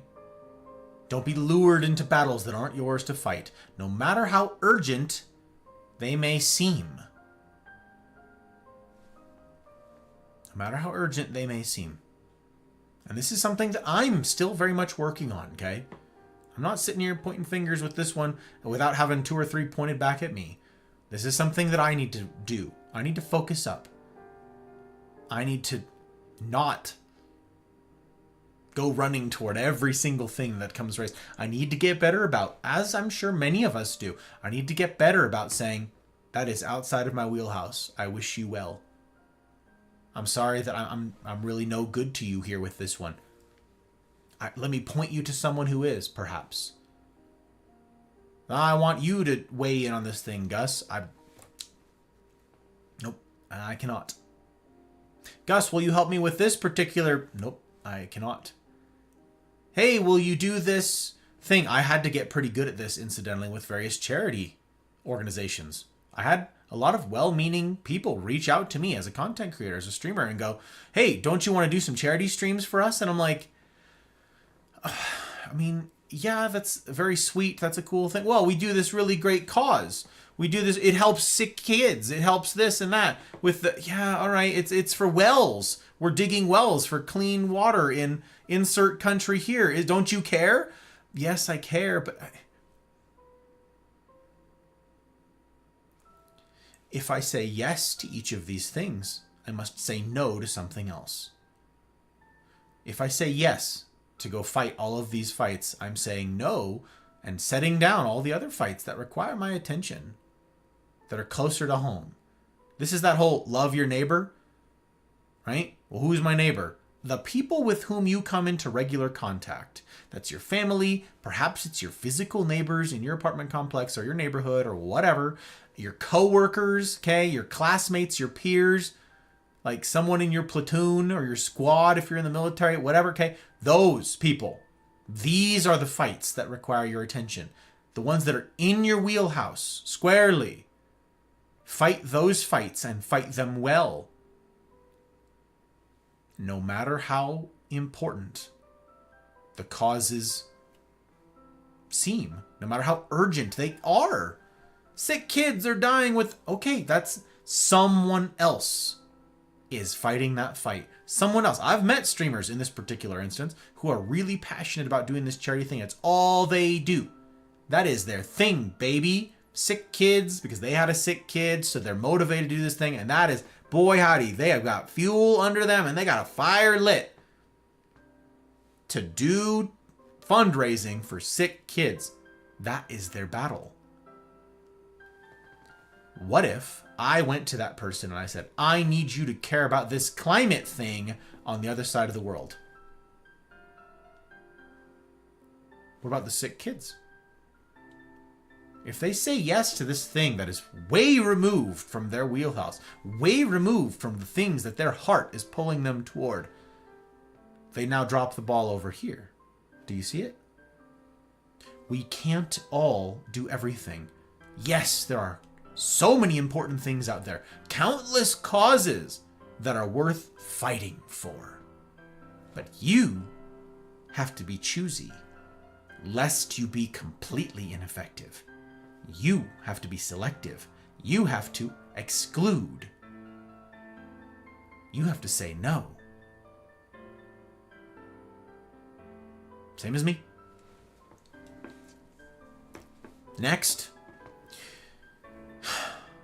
my encouragement to you is to fight your battles quickly and decisively. Okay, don't get all sorts of wound up about the specifics of how you may have to face a specific difficult circumstance, okay? You cannot prepare, nor can I, none of us can prepare for every eventuality, okay? And all the time and energy you'll waste in the attempt will mean you have that much less for the fight itself, okay? If you've got a difficult circumstance coming up, an encounter, a confrontation, you have to talk to a difficult coworker, talk to a difficult supervisor, talk to a difficult employee if you are the supervisor, okay? Do not spend undue amounts of energy fretting about this, tying yourself in an anxious knot ahead of time. Know what the facts are, know what needs to be communicated, and that's it. If you are working to become a skilled negotiator in life with, say, the books that we went through last year, right? Leadership and Self-Deception, The Anatomy of Peace, Getting Your Heart Right, right? Yeah, those things, Getting Your Heart Right.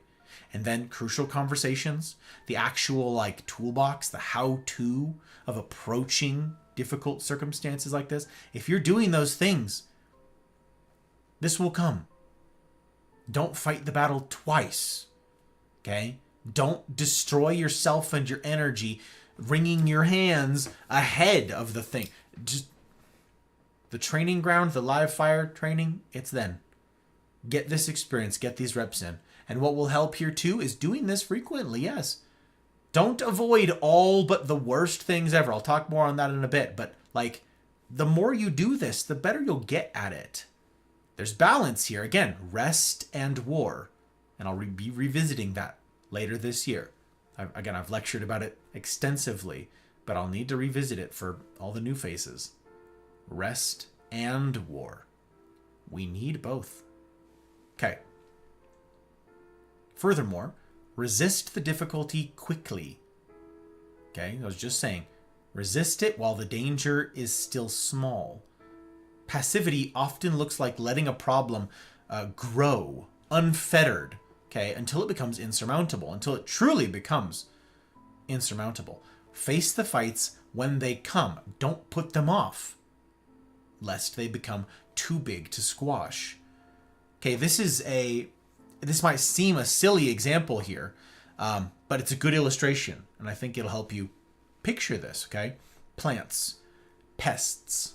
Pest problems on plants. I once heard advice early on in this plant thing that was, if you see a spider mite, if you see a thrip, if you see a whatever, deal with it right now. And I'm like, I'm busy. What do you mean right now? I'm a busy guy, right? I got a lot going on. I don't... Deal with it right now. Because if you don't, they'll lay more eggs. They'll spread exponentially. And the next day when you look at it, you won't see 2, you'll see 10. And then you go, oh yeah, well, I'll just wait till the weekend. I'll wait till, whatever. And then like the weekend comes and you're busy and you see it the next week and you're like, yes,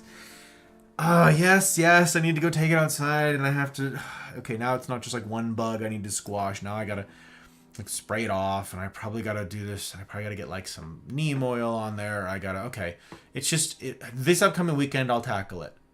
And 3 weeks pass and now the plant is discolored, damaged, and infested. Now, in some cases, depending on the pest, depending on the problem, depending on the fungus, that plant may be dead. And if it's not, it's a huge fight to rehabilitate this thing. All that work that you just put in, months of work to get a nice healthy looking plant, ruined. And that's if you can extricate the terrible little beasties from the plant. And that's if they didn't spread to the plants around them. Now it's not just, this one plant that I have a headache to deal with. Now it's the 5 plants that it was touching. Or just nearby if it's a bunch of flying bugs, which most of them do. Bugs travel, it turns out. the excuse of, I don't have time, I'm busy to deal with this problem right now, it's actually perhaps more appropriate to say,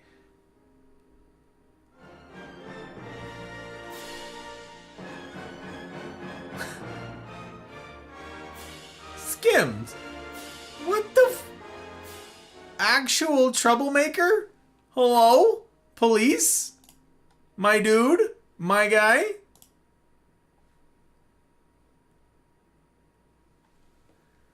Move a cup of dirt a day and eventually you'll move a mountain. You're exactly right. Thank you for the tip, my friend. That is wild.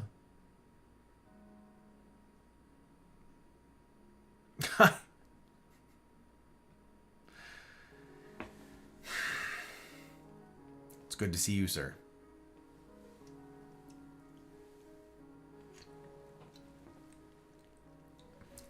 I'm grateful. Grateful indeed. I'm derailed.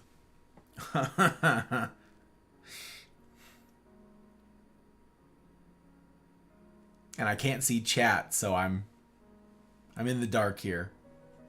Suffice it to say, I'm grateful.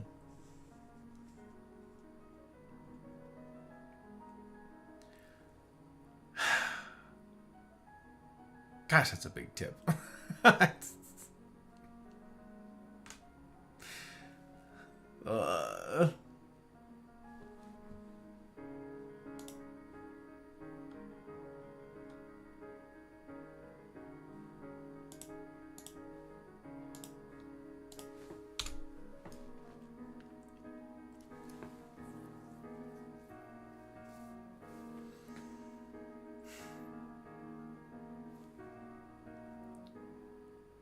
Fight the problems. Face the problems. Face the difficulties. Fight the fights while they're yet small. You don't have the time, you say, and I say, to deal with it right this minute. But it'd be more appropriate to say, you will absolutely not have the time or the ability to deal with it when it grows any larger. If you don't have the time to deal with a small thing today, you won't have time, certainly, to deal with a small thing later. And now it won't be small.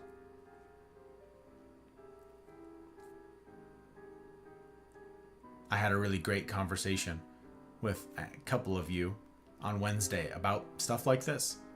About candor. About the difficulty of facing difficult people, difficult circumstances, where there are risks.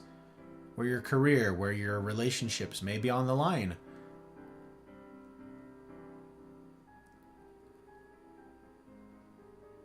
We delude ourselves into thinking maybe the problem will just go away. I don't want to do the uncomfortable thing of bringing it up. I don't want to confront this. I don't want to face this difficulty. I just kind of want to put my head down. Passivity. Hopefully it'll go away on its own. Very rarely does it go away on its own. Someone else will deal with it, right? Someone else's problem. Well, there's perhaps wisdom in that. There's definitely wisdom in asking and being discerning and going, is this my fight? Is this something that I ought to take on? Is this in my wheelhouse? Is this within my realm of responsibility? Is this a me problem? Me having to deal with this? If yes, be decisive. Be decisive. Step into it quickly. Get in the habit of stepping into it quickly while it is yet small. If there's a misunderstanding between friends, clarify as fast as possible. Don't let it linger. Don't let it fester. Don't let it grow. Step into it. If you think that you've perhaps been misunderstood, you had a conversation with some friends, and then one of them just hasn't talked to you since then. It's been a couple days, and you're like, that's odd. I wonder if they find out. In a big fat hurry, find out. Some of you are pretty good at this. There's a couple of you who've messaged me and said, hey, I just wanted to make sure that the last thing that I said to you wasn't taken to mean this. That's not what I meant at all. I meant it this way. One of you in particular jumps to mind as I received a message from you about it, something just like that this past week. And I was like, that's excellent. Excellent. It's a very good practice to get into. It takes courage, and it does take practice. But I was very encouraged to receive a message like that. And I got to reply right away with, I'm so glad that you wrote to me. I'm so glad that you reached out to clarify. I absolutely did not interpret it the way that you suggest. I absolutely don't think this about you. Nope, you're totally good. In fact, let me clarify what I did mean. And it's the opposite of what they posited. And I got to be an encouragement to them and build them up and point out something good. I wouldn't have had that at all if they hadn't been courageous and stepped in, leaned into the difficulty. They did it in a big fat hurry too. Very cool. Very important. Fight your battles while they're yet small. And as a last encouragement, men,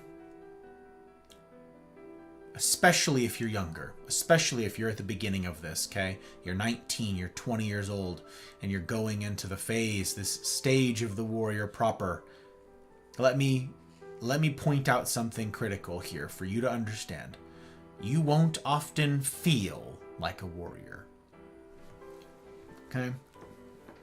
You won't often feel like a warrior. There's no point that you'll reach where all of a sudden you feel totally equipped to face difficulty. You'll always have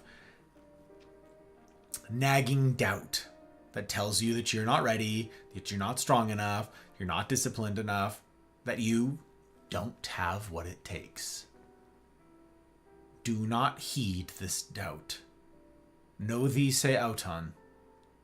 If you've not heard me utter this phrase before, let me introduce it to you. Know thee say auton. These were the words inscribed above the cave of the Oracle of Delphi. Okay? I've got some ancient Greek here. Know thee say auton. It means know thyself.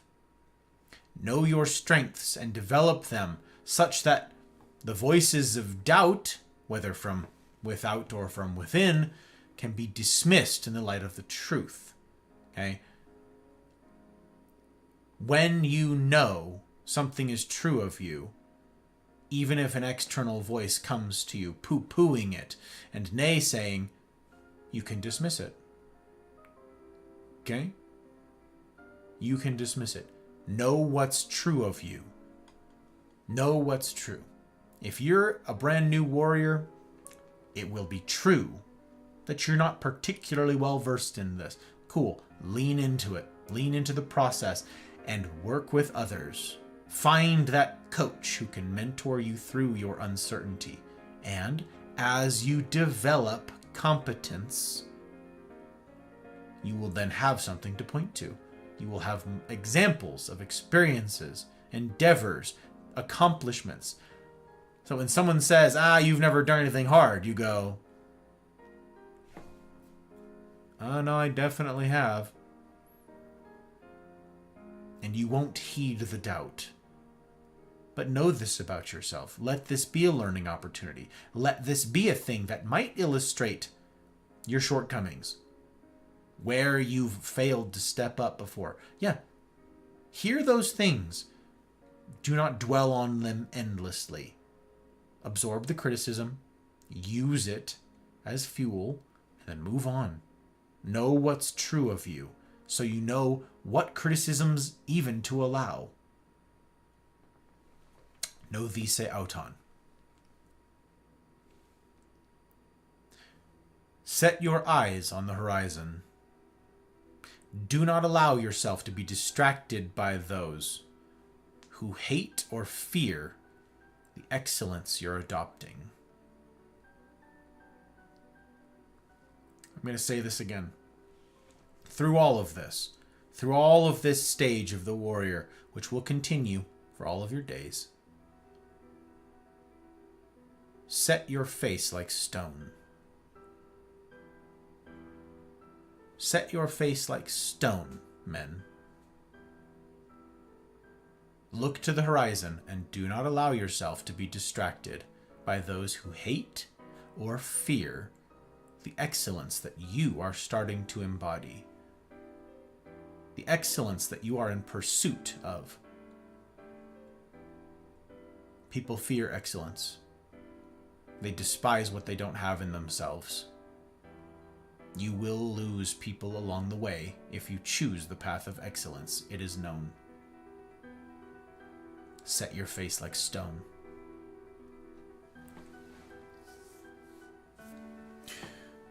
It will be worth it. Some questions to send you on your way with, men. What in your life have you decided is worth fighting for? Where are the lines in your life? The lines that must not be crossed. Who is looking to you as a model of what it means to be a man? Are there any? What areas of your life can you think of where you've withdrawn? What problems have you allowed to grow to an unreasonable size? Who do you know that you can look to for help with any of these things? And lastly, if you know such a person, have you asked them? Have you asked them for help? Have you asked them for their counsel? Have you asked for their insights, for their wisdom, for their stories, for accountability? Have you asked? I said at tonight's outset that if you are yourself, for whatever reason, undeveloped as a warrior, perhaps you didn't have someone to show you, and this is the most common one, or perhaps you've allowed yourself to be lured into passivity, no matter what it is, whether it's something of your own doing or if it was the hand that you were dealt. It is not too late to develop the warrior. Now, some things are, yes, behind you. Some best practices will undoubtedly be foregone in your lives already. There are some things that the best time to handle it is when you're young, when you're a certain age, when you're at a certain threshold, before the monsters, before the decisions you've made and the fallout that's come as a result. There are best practices that are foregone, and there is no going back. But that doesn't mean that you can't improve, no matter where you are. That doesn't mean that the heart of the warrior cannot be developed even now, no matter how old you are. No matter what skeletons you have in the closet, no matter what hand you were dealt, no matter what your setbacks, this is still within reach. This is still for you. This is not where some of you may hear this and go, it's a young man's game. It is not. I remind you to look at this chart I made you that I put in the Discord. Again, I encourage you, men, copy that in the Discord. Save it to your desktop. I don't know. Pull it up. Think it through as we go, or whatever. However this, tuck it away somewhere so you can look at it again. I hope I didn't make it for nothing. It's a pain in the ass to make. So, you see that red bell curve? You will need to be a warrior all of your days. There is no point where you go, well, someone else. No, you. And again, I can't stress this enough. We need men who are good kings. And you can't be a good king unless you have been a good warrior. There is no walking away from the warrior. The world needs kings, which means you must first be a warrior. Ergo, i.e., what follows? The world needs warriors. For their own sake, in their own right, but also because of where we're going in a couple weeks' time, the king. No, this is not something that you just get to put off endlessly and have no consequence. The world needs this. You have a strength. And the world is in desperate need of that strength. Choose. Hard mode. Choose today. The road less traveled. The road scarcely traveled in 2025. And be encouraged. Each time you do, you will be strengthened. You will be sharpened. You will be better prepared for the challenges yet ahead.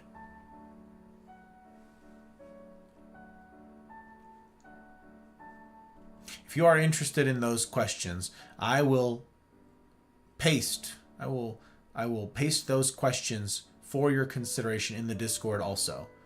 I'll have them accompany the curves chart that I put in Confabulating, so you can ponder on these.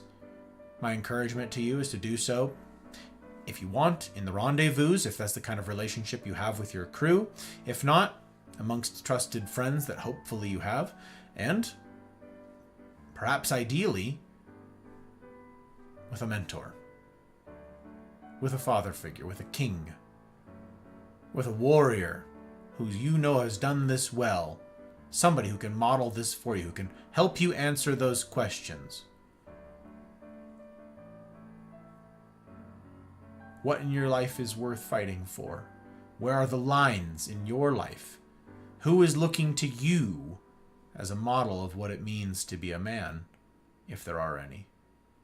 What areas of your life have you withdrawn? Have you abdicated?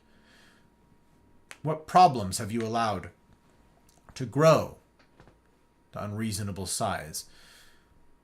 And who do you know that you can look to for help with any of these other questions? And have you asked?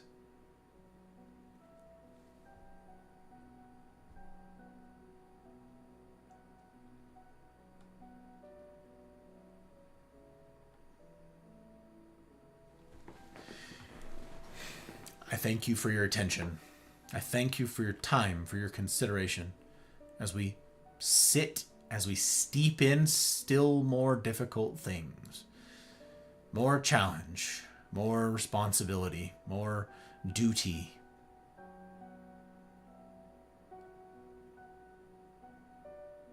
Again, I don't get to say that about everybody. Look to your left, look to your right. Who's around you in facing these things? Not everyone will. Not everyone has the stomach for it. Not everyone is going to step up. Few will, I'm afraid. But it speaks volumes about the caliber of human, the caliber of person who would choose on a Friday night, of all things, to be here, facing difficulty of your own volition, leaning into the difficulty. So cheers to you.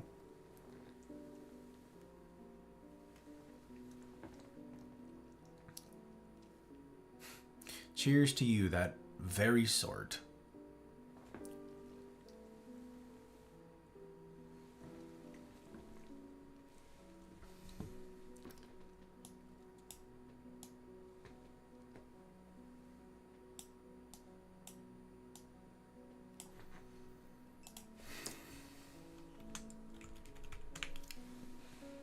Again, big thanks to everybody who makes this possible, who has sacrificed to make this possible.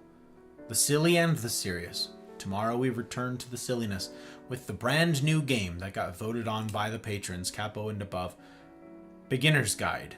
The Beginner's Guide? Beginner's Guide. Again, if it's anything of sort of what I'm picturing, I expect it to be quite silly indeed. Could be wrong. Don't know. I'm going in blind as per my usual want.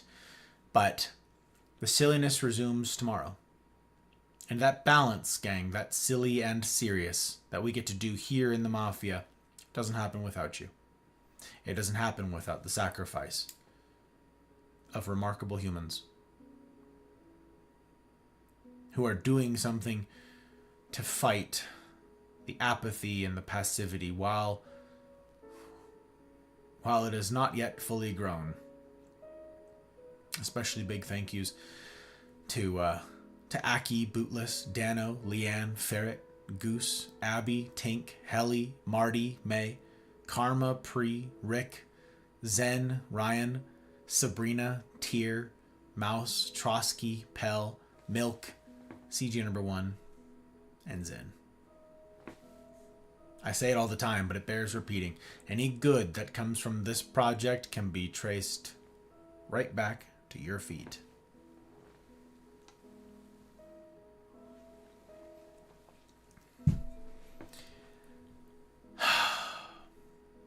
No raid tonight. No raid out of the seriousness. As usual. Tonight we do indeed end early. And if you've already had this time earmarked for the talk, then might I encourage you, men especially, to use this time to consider these questions. Again, I will post them in the Discord. Matter of fact, I'll do that right now so I don't forget.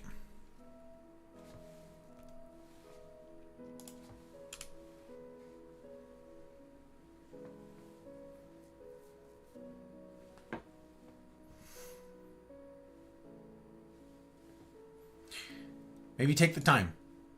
Take the time now. While the monster is yet small. And consider these things. You'll get out of this process what you put into it. Take it seriously. And you'll be rewarded in spades.